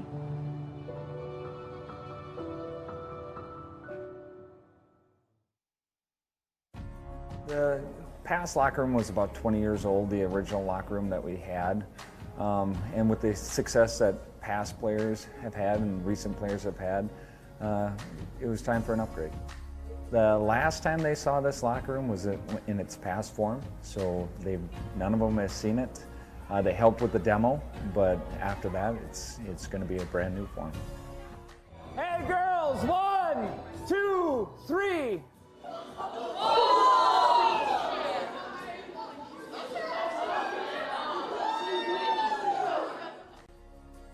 I think all of it. It's just the final product. I can't really pinpoint one thing out. I mean, I had a little part of everything, so I think everything just turned out great. You know, it's all the families on our hockey team. Without their support, I mean, that's where it starts. Support of the booster club, support of the coaches, support of the families. But within the community, we had tons of sponsors who have put in program ads, sponsor a golf tournament. There's a lot of them, and you know, we're hoping throughout the year we can recognize all of their support to us.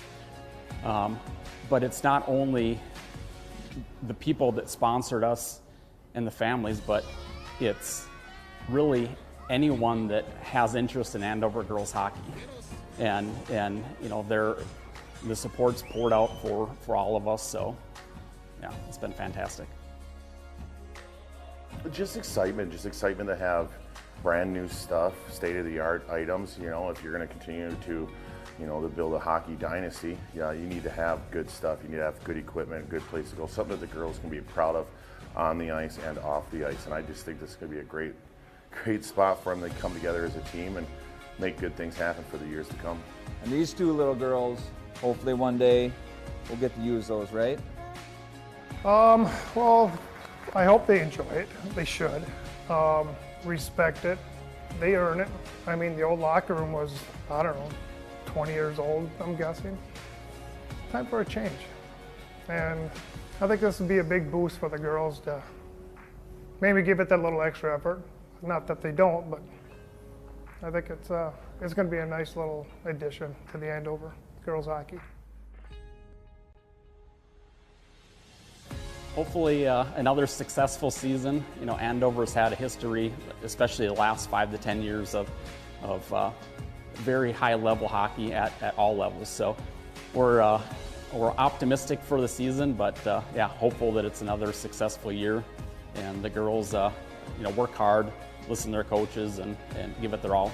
Or that they all have outlets of coaches. I think a lot of it has to do with the tradition of the girls program. And a lot has to do with the past players. They've really started the tradition. The current players are going to benefit with the new locker room, but it's really in to honor the past and present players, and hopefully future players as well.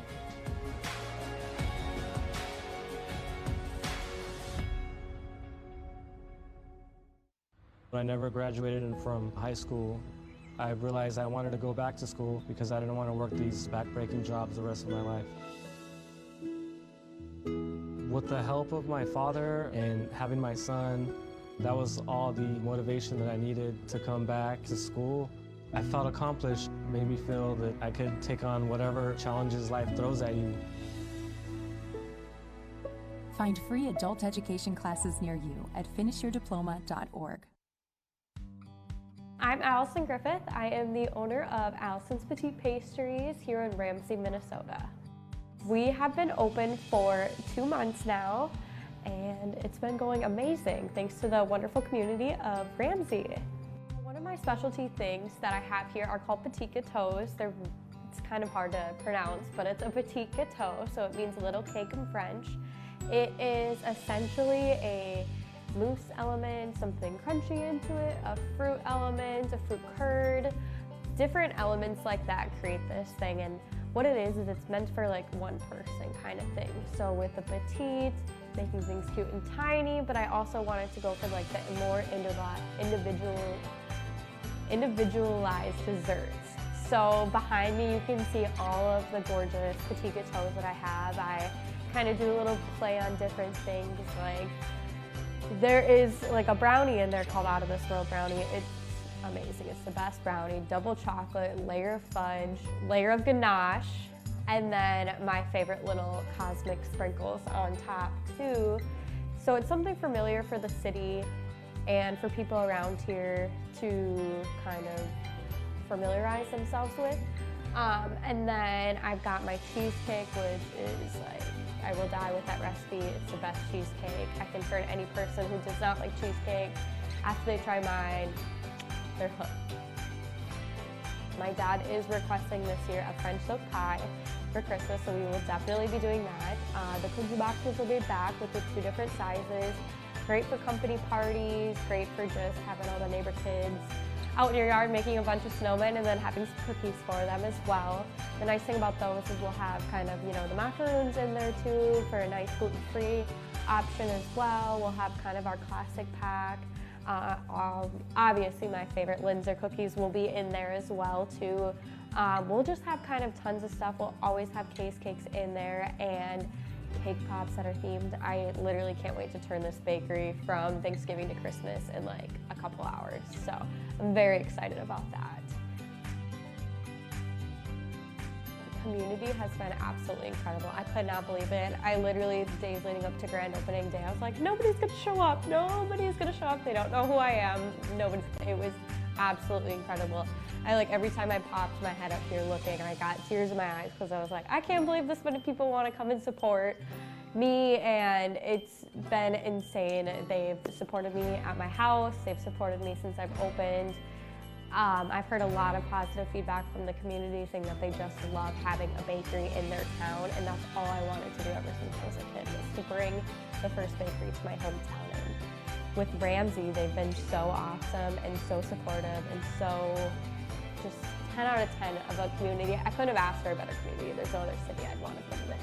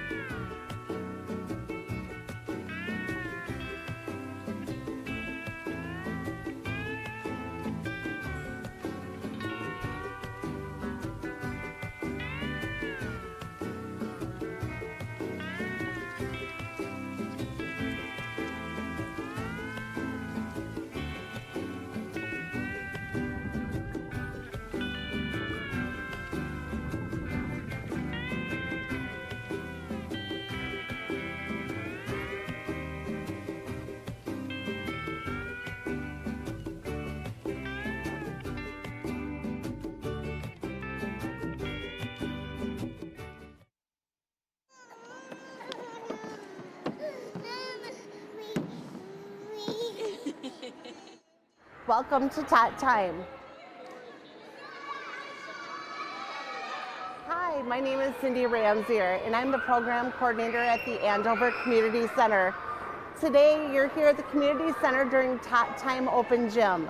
It's an indoor playtime for youth ages 6 and under and their caregivers. We meet most Mondays and Thursdays from 9:30 to 11:30 in Court 4 at the Andover Community Center. Admission is $5 per child. Yes, definitely hot. How about a beach? Today we're out here for Tot Time. We've teamed up with the community center. We created a program called Sparky's Sirens and Safety. It gives us the chance to come out here, talk to the younger kids who aren't in school yet. They become familiar with us. We change it up every month. We have some games that we bring. This one is hot or not, so they have to match things. Little cutouts that we made just to get some fire safety messages. We brought some cutouts and stuff for photos, some little giveaways for them. They can kind of explore. When they're comfortable, they kind of approach us and see if they want to partake. But it's important for us to be out here so they can start getting familiar with us. At this age, they're kind of intimidated by us, and it's a little bit scary for them. So. The Andover Community Center first started offering Tot Time in 2006. To date, we've received over 25,000 visits from young children coming to play indoors at Tot Time Open Gym. This is our 16th year offering the program. Join us at the Andover YMCA Community Center. For more information about Tot Time, visit our website at www.andovermn.gov and click on the word Community Center and go to the Tot Time page. Hey guys, it's me, Isabella Gomez, filling in for Smokey Bear because he's got more to say than just... Only you can prevent wildfires. Like, if you're outside enjoying a barbecue, don't let a hamburger distract you from fire safety. Make sure you aren't dumping your hot coals or ashes onto the ground because that could start a wildfire. So take wildfire prevention seriously and let's save the world one day at a time. Juntos con Smokey Bear, podemos hacerlo. Go to smokeybear.com to learn more about wildfire prevention.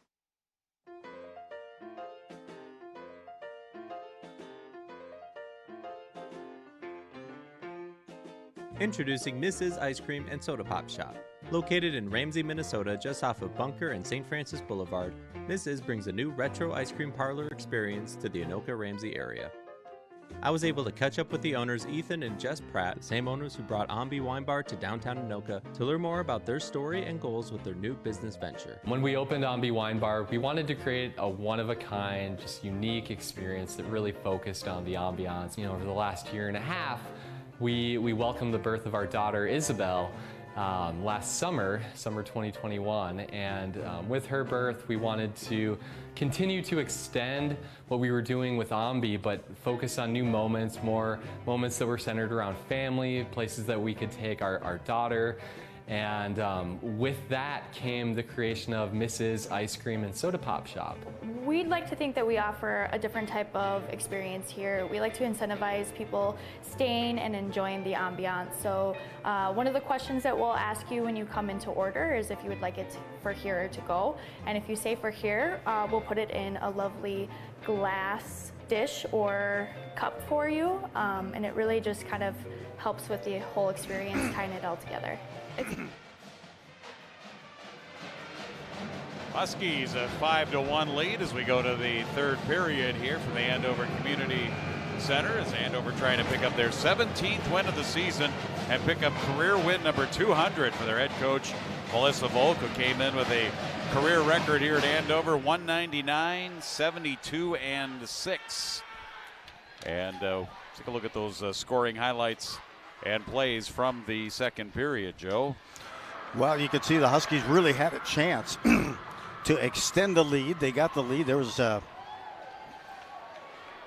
extended one here on the go. There's a going coast to coast and hitting the post there. Was Little with a scoring opportunity. She rocketed. They had a two-player advantage, and finally picking up the loose change on the backside, making it a deposit there was Brown for her 5th power play goal of the season, and then a beautiful goal by O'Hara. She scoped that one out and sniped it just under the crossbar to get the first goal of the game and cut the deficit to 4 at 5-1 for Centennial Spring Lake Park. It was O'Hara's 29th goal of the season. Shots on goal that period, Andover 8-6. 2-period advantage for the Huskies, 29-16. And in the power play department, Centennial Spring Lake Park 0 for 2, Andover 1 for 4 on the power plays tonight. And we're underway in the third period. 5-1 Huskies, along with Joe Rulin. I'm Jim Erickson. Centennial Spring Lake Park in the black uniforms back to get the puck here in their own zone with Katie Ball. Up to the line. Mumm tried to hold it in. It sneaks through. Jones goes back in her end. She had it knocked down by O'Hearn. And then Andrews pushed ahead down that far wall. Here comes Brown, and she hits the pipe. The near side pipe for her. Far side pipe for us. And it's pushed the other way by Centennial Spring Lake Park. That was a quick release on that wrist sure shot. Was. Oh, man. She would look like she was just getting the puck settled and sniped that thing off the post. And Division I commits here for Andover. You've got Mumm, Sauer, and Brown all going to the University of St. Thomas. Gettle going to Minnesota. And again, Gettle not in the lineup here tonight. Gettle was coming in. She only had one game all season that she had not scored a point. That was the Hill Murray loss back on January 14th. Here comes Andover on the attack. Sauer's shot, stick save Gross. Minute and a half into the third period. 31 shots now here for Andover on the game. They average offensively 4.89, almost 5 goals a game, and they've reached that 5-goal mark tonight. That they have in that first period. They usually bring a lot of juice, having outscored their opponents. An impressive clip this season of, story about that, 38-5. Engler keeps it alive. Big blast near point. Kasich, that was off a leg in the corner. Little after it along the end wall. That Zamboni door on that side of the rink here at the Andover Community Center. Now home to 2 sheets. Another sheet just to the west of us. Trying to slide it through Kasich. Hit a boot. Ends up along the end wall. Sauer gets the puck back. Below the goal line, tried to center. Gross got a stick on it, the goaltender defending her position there. Loose puck for Jones, who comes in off the end wall. Lager rebounds it here for Centennial Spring Lake Park. Clears it out of danger, but not out of the zone. Picked up Sauer. Sauer up to the point. Jones with a slapper. That hits traffic. A lot of offensive zone time here on this shift for Andover. They're changing on the fly here with third line winger coming out, Olsen. And finally it sneaks out of the zone. And back at O'Hara. She's dangerous. Comes down the near wing this time. Tried to go top shelf again. And she went over the crossbar. Just missed that one. That was a sweet backhand. She likes going top shelf. That's how she scored earlier. Andover pushing it back the other way. Thorson goes down to the ice. Loose puck, Kuhlenkamp. Long lead pass out to center. That wasn't going to connect to O'Hearn. Back to Centennial again in their own end. Hewlin. O'Hearn chasing, and she can't get there in time. It'll be icing here on Centennial Spring Lake Park. 13:39 left in the third. We saw Jones step in front of that pass near center ice, and then she was going to just drop it there for head it to Thorson. Thorson then turned and was going to drop it and let Mack try to take it deep, but Mack was near the end of the shift, so they didn't quite get what they wanted on that turnover. Clean face-off win by Andover. They pull it back to Mumm. Mumm swings it around on the corner. Curling away, McQuay. Up to the point, Angelotti. Then back here, McQuay to the goal line. Looking for it. And O'Hara ends up with it. Up to Kuhlenkamp. Kuhlenkamp up to the center circle. Had it tipped away, but right onto the stick of O'Hearn, whose shot on the right wing is off the stick of Stagman. Kuhlenkamp is the sophomore daughter of Nick Kuhlenkamp, who's a longtime assistant with the Blaine Bengals boys hockey team. Stopped by to say hi here tonight, watching his daughter as this one is flipped out of play here by the Huskies, and it'll be a face-off in the Husky zone. We'll get a chance to see Blaine and Anoka play on Thursday night. Of course, Blaine having an extremely unusual season. Well, I was talking to Nick about that, and they've have just had the recent classes that have come through for them. They've had low numbers and low participation, and it was that way all the way up, he was saying. So that has made it like you said, it's we're not used to seeing Blaine struggle the way they have the last couple of years, but he does say that the numbers in some of the lower areas are better, so you might see a resurgence of the Blaine Bengals boys hockey program back to past glory. He had official having a discussion with the Centennial Spring Lake Park coaching staff. Extended time there. I'm not quite sure what that was in regards to. Draw one by Centennial Spring Lake Park. Trying to get that puck to the net was Chat Lean. Behind the net, now in the near corner. Helped around Brown, but not out. Berger comes down. There's Lager for Centennial, trying to get this to a 3-goal game if they can. Need to try to put the pressure on. Bad angle shot from the corner. Gets kicked over to Berger. And Ella Berger looking up ice. Ooh, beautiful feed to Brown. She catches that one behind her back. She comes down the slot and still gets a puck on net, and she scores. What a pass reception by Brown. And then she took it right to the net, and it's 6-1 Andover. But she just kind of slipped that one under the garage door and right between the pads. What a beautiful outbreak pass that time. What a great breakout from Berger to Brown. And even if you can roll it back earlier than that, you can see Brown just turn to her right. It touches that backhand. And she just puts a swat at it. And the Huskies jump back out to a 5-goal lead. Second goal of the night for Brown, and a beautiful dime from Berger. And her 8th of the season. And Brown caught that one, reached back like she had eyes in the back of her head, and then pulled it ahead to the forehand, and then just took the puck aggressively to the goaltender and snuck it under Caitlin Gross.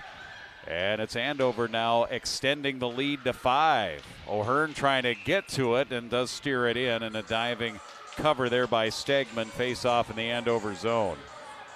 4:41 time of that goal for Brown. 2nd of the night, 8th of the season.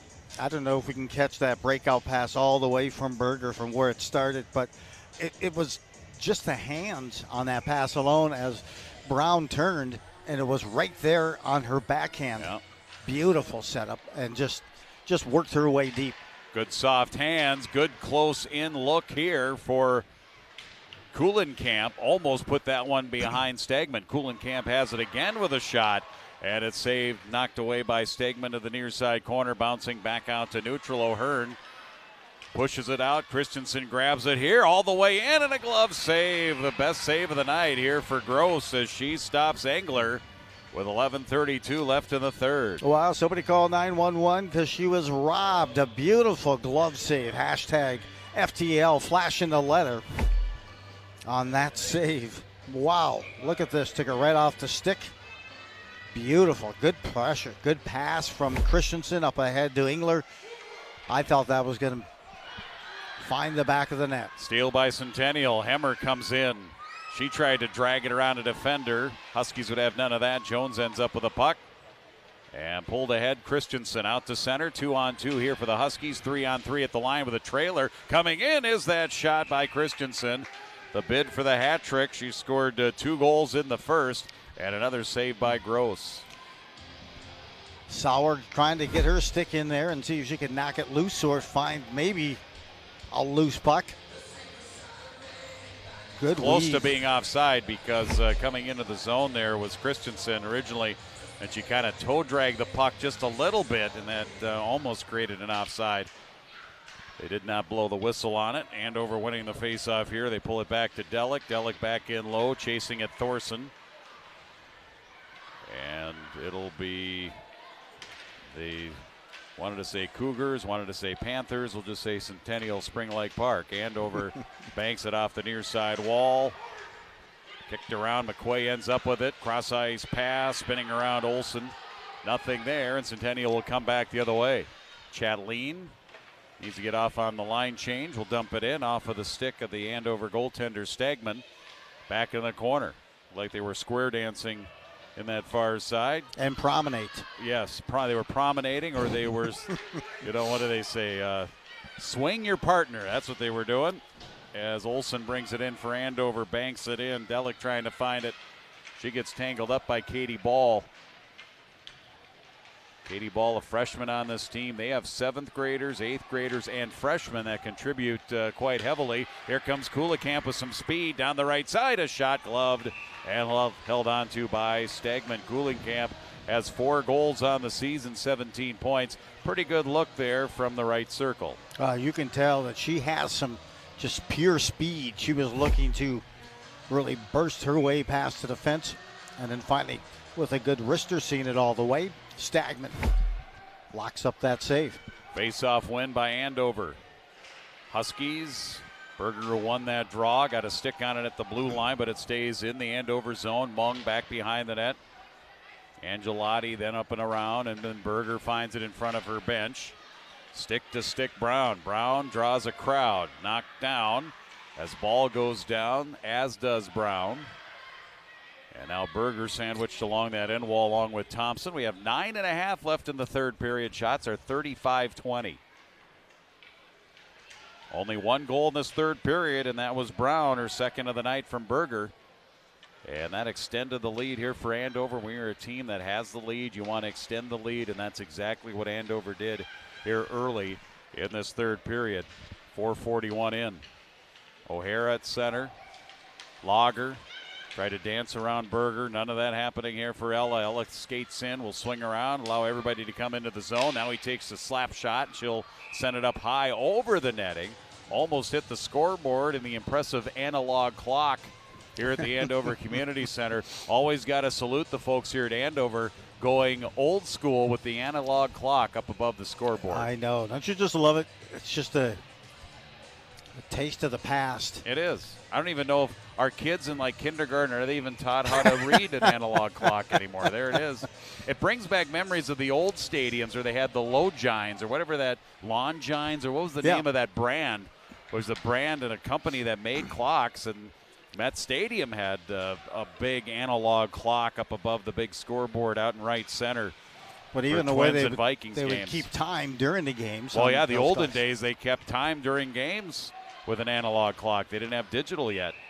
And here comes a whistle and a penalty in the Andover zone. A hooking call up and coming, and heading to the box will be Chat Lane for Centennial Spring Lake Park. We'll get an Andover power play. This will be their 5th of the night. They're 1 for 4. Well, midway through this third period, Huskies have tallied 1 goal already here in this third period, and this would certainly keep the time running and take them to their 8th straight win over Centennial Spring Lake Park. Andover scored their 19th power play goal of the season earlier here. 1 for 4, as we mentioned, on their 5th chance. Onto the stick of Engler, in low, looking to center it is Brown, and they score. What? Brown behind the net. What a pass. And that makes it a 7-1 score. I think last year, as I mentioned, Brown was like a distributorship of dimes. She had 13, 14 assists on power plays. This was a beautiful pass, tape to tape. This time it was Brown reciprocating Berger, as Berger gave her a beautiful pass on a breakout and scored the previous goal. But these two combined again, and Engler will probably pick up an assist as well. Right on her stick. With defenders on either side of her, but it went right to Berger. And the key there is shooting it quickly. As soon as that puck got to her stick, she didn't wait, she didn't dust it off, she didn't try to go top shelf. She just shot it at the net ASAP, and that's how you beat the goaltender.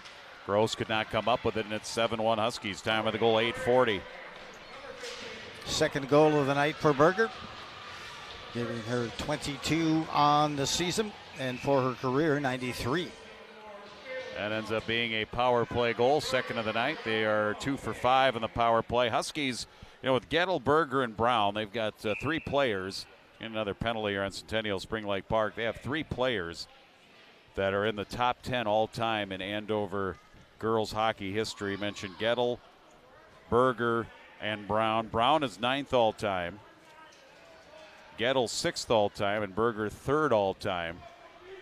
And that was entering here tonight. And Gettle not in the lineup, but Berger and Brown adding to their career totals here tonight. And they have a few games left to add to their career totals. And, hey, this season quickly coming to a close for both of these teams. As for Andover after tonight, Katie Ball called for elbowing, 2-minute minor, another power play chance here for Andover. Up 7-1. One-time blast, Mum, and then off of the wall, it caroms right back to the goaltender. And Gross did a nice job. She was ready for it and gloved it. This the last home game of the regular season for the Huskies. They travel up to War Road next. That'll be fun. It's a 2-game trip at War Road and Moorhead. So they'll go to War Road first and then come back down to Moorhead, taking on the Spuds and the Warriors. And wow, what a matchup there with the way War Road is in Class AA, of course, Joe. That'll be fun. Yeah, I believe it is War Road, the number 1 team in Class A. There are so many polls, I don't know which one to pay attention to. Mm-hmm. I see so many on Twitter, so I don't remember which one I saw, and I don't know which one to go as the official poll. Well, you just need I think what you need to do is if you do games, just do your own poll, and then you say that's your poll, and that's the poll you use. Well, right now we're talking about win probability. I usually just use the Let's Play Hockey poll, but there's some other good ones out there as well. Yeah. Like I said, that page stat one is mathematical, so that's a good one. Good, tight, low look there by Brown. And cleared down by Centennial Spring Lake Park, nearing 5.5 remaining in this one. 25 seconds left in that elbowing penalty on Ball. Nope, you are correct. There are several out there. I do love the... Mum comes in, backhand on the near wing. Carries it in deep. Leaves it for Christensen, who has a pair tonight. Up to the point. Sauer, shot blocked. And pushed the other way. Only momentarily they're shorthanded by Cody. Meanwhile, Centennial Spring Lake Park is full strength. Ball is out of the box. And they've got it back, coming back to the way. Ellie Newpower, one of the defensemen, getting the puck. She goes down along with the Husky along the end wall. That was Kasich who got tangled up along with that Centennial Spring Lake Park player. And the Huskies grab it and come back out. Little looking up ice, goes cross ice here near side. Banked into the zone by Sauer. They're on side, kept in the zone. A couple of whacks at it by Dunleavy. She's number 14 there on your screen. Thompson then comes up with it, and then she gets it ahead. Here's O'Hara trying to work her way down the slot. Andover did a nice job forcing her wide. Then a bump there by Sauer, and it comes back out to neutral with 4:20 left in the game.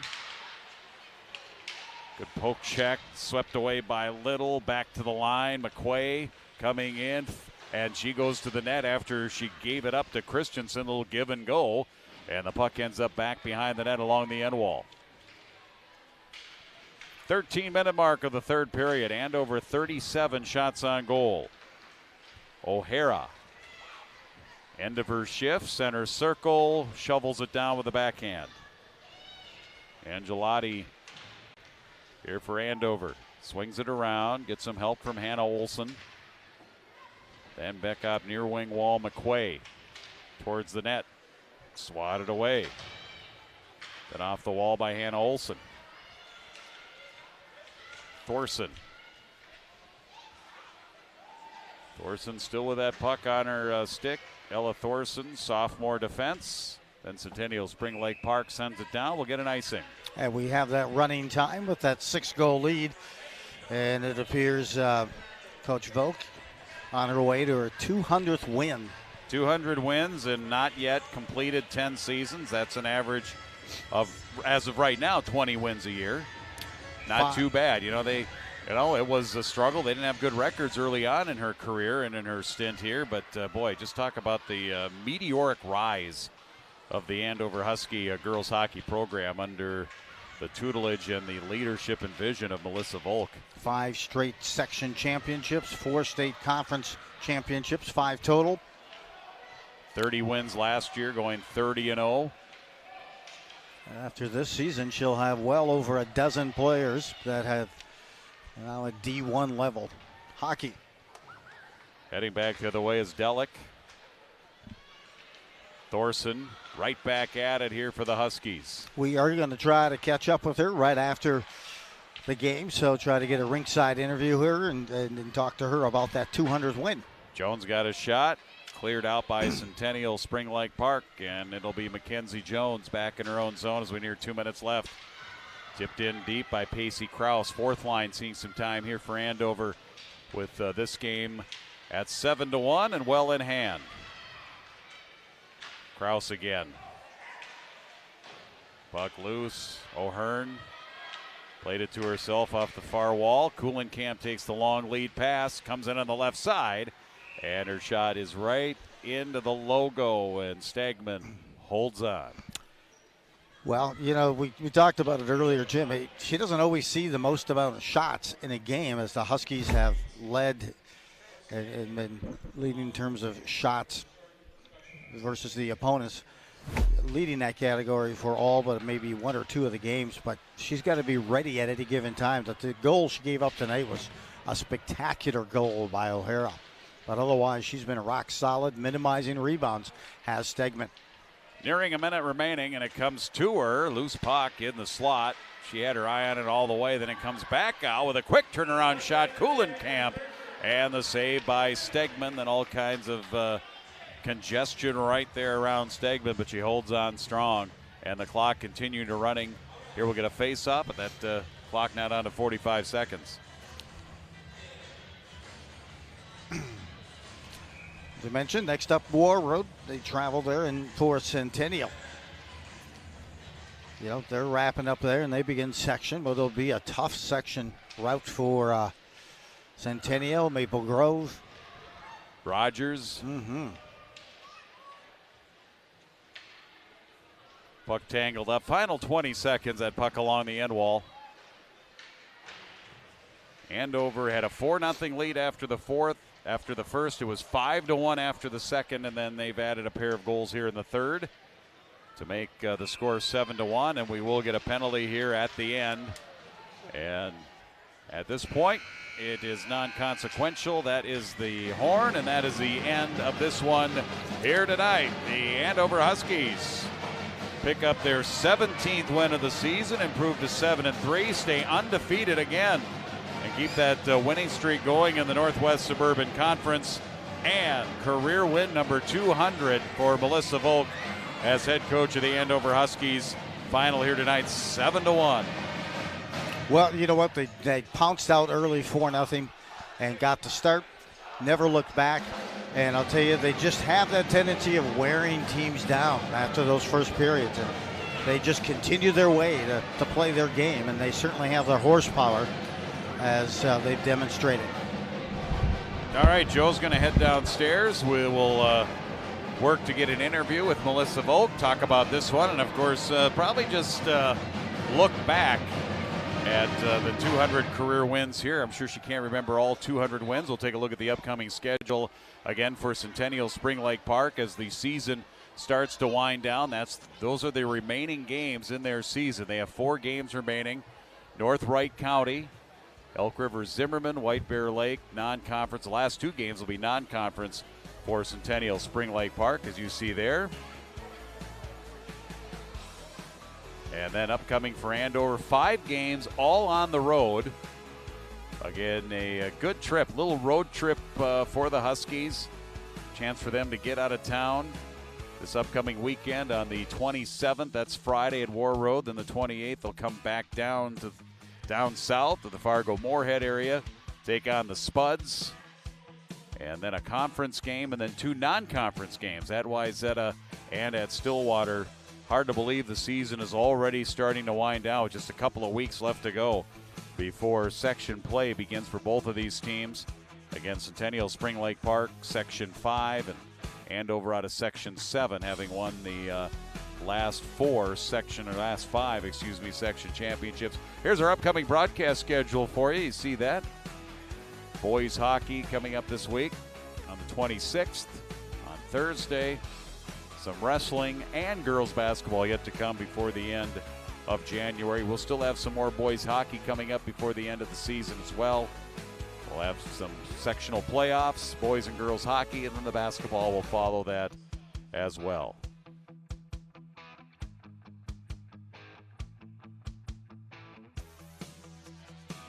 Final stats in this one here as we get ready for a chat with Melissa Volk. Joe is standing by downstairs.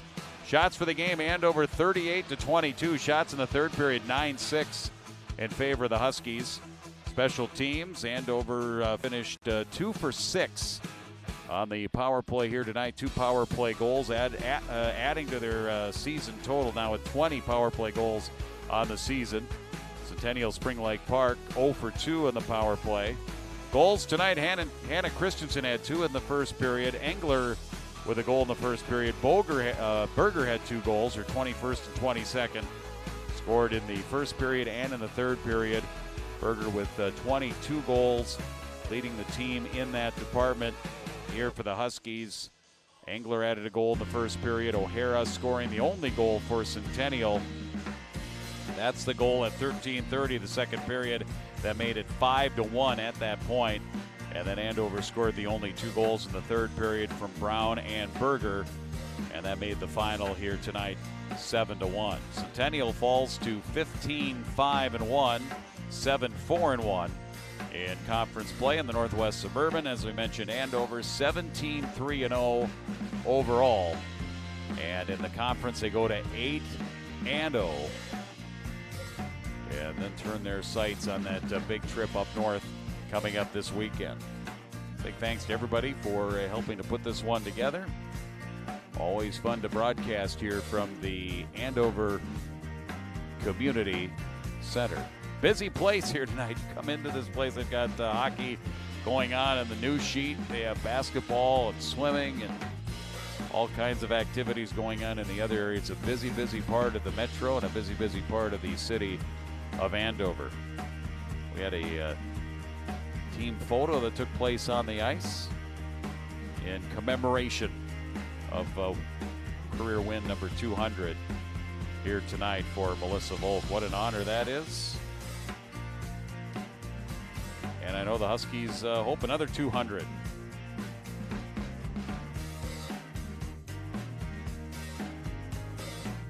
Joe is standing by.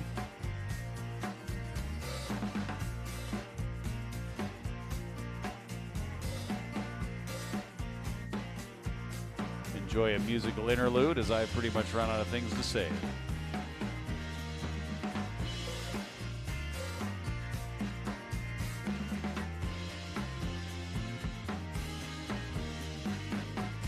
We're going to wrap up our broadcast here from the Andover Community Center. We will record the interview with Melissa Volk, and we will share that for you at a later time.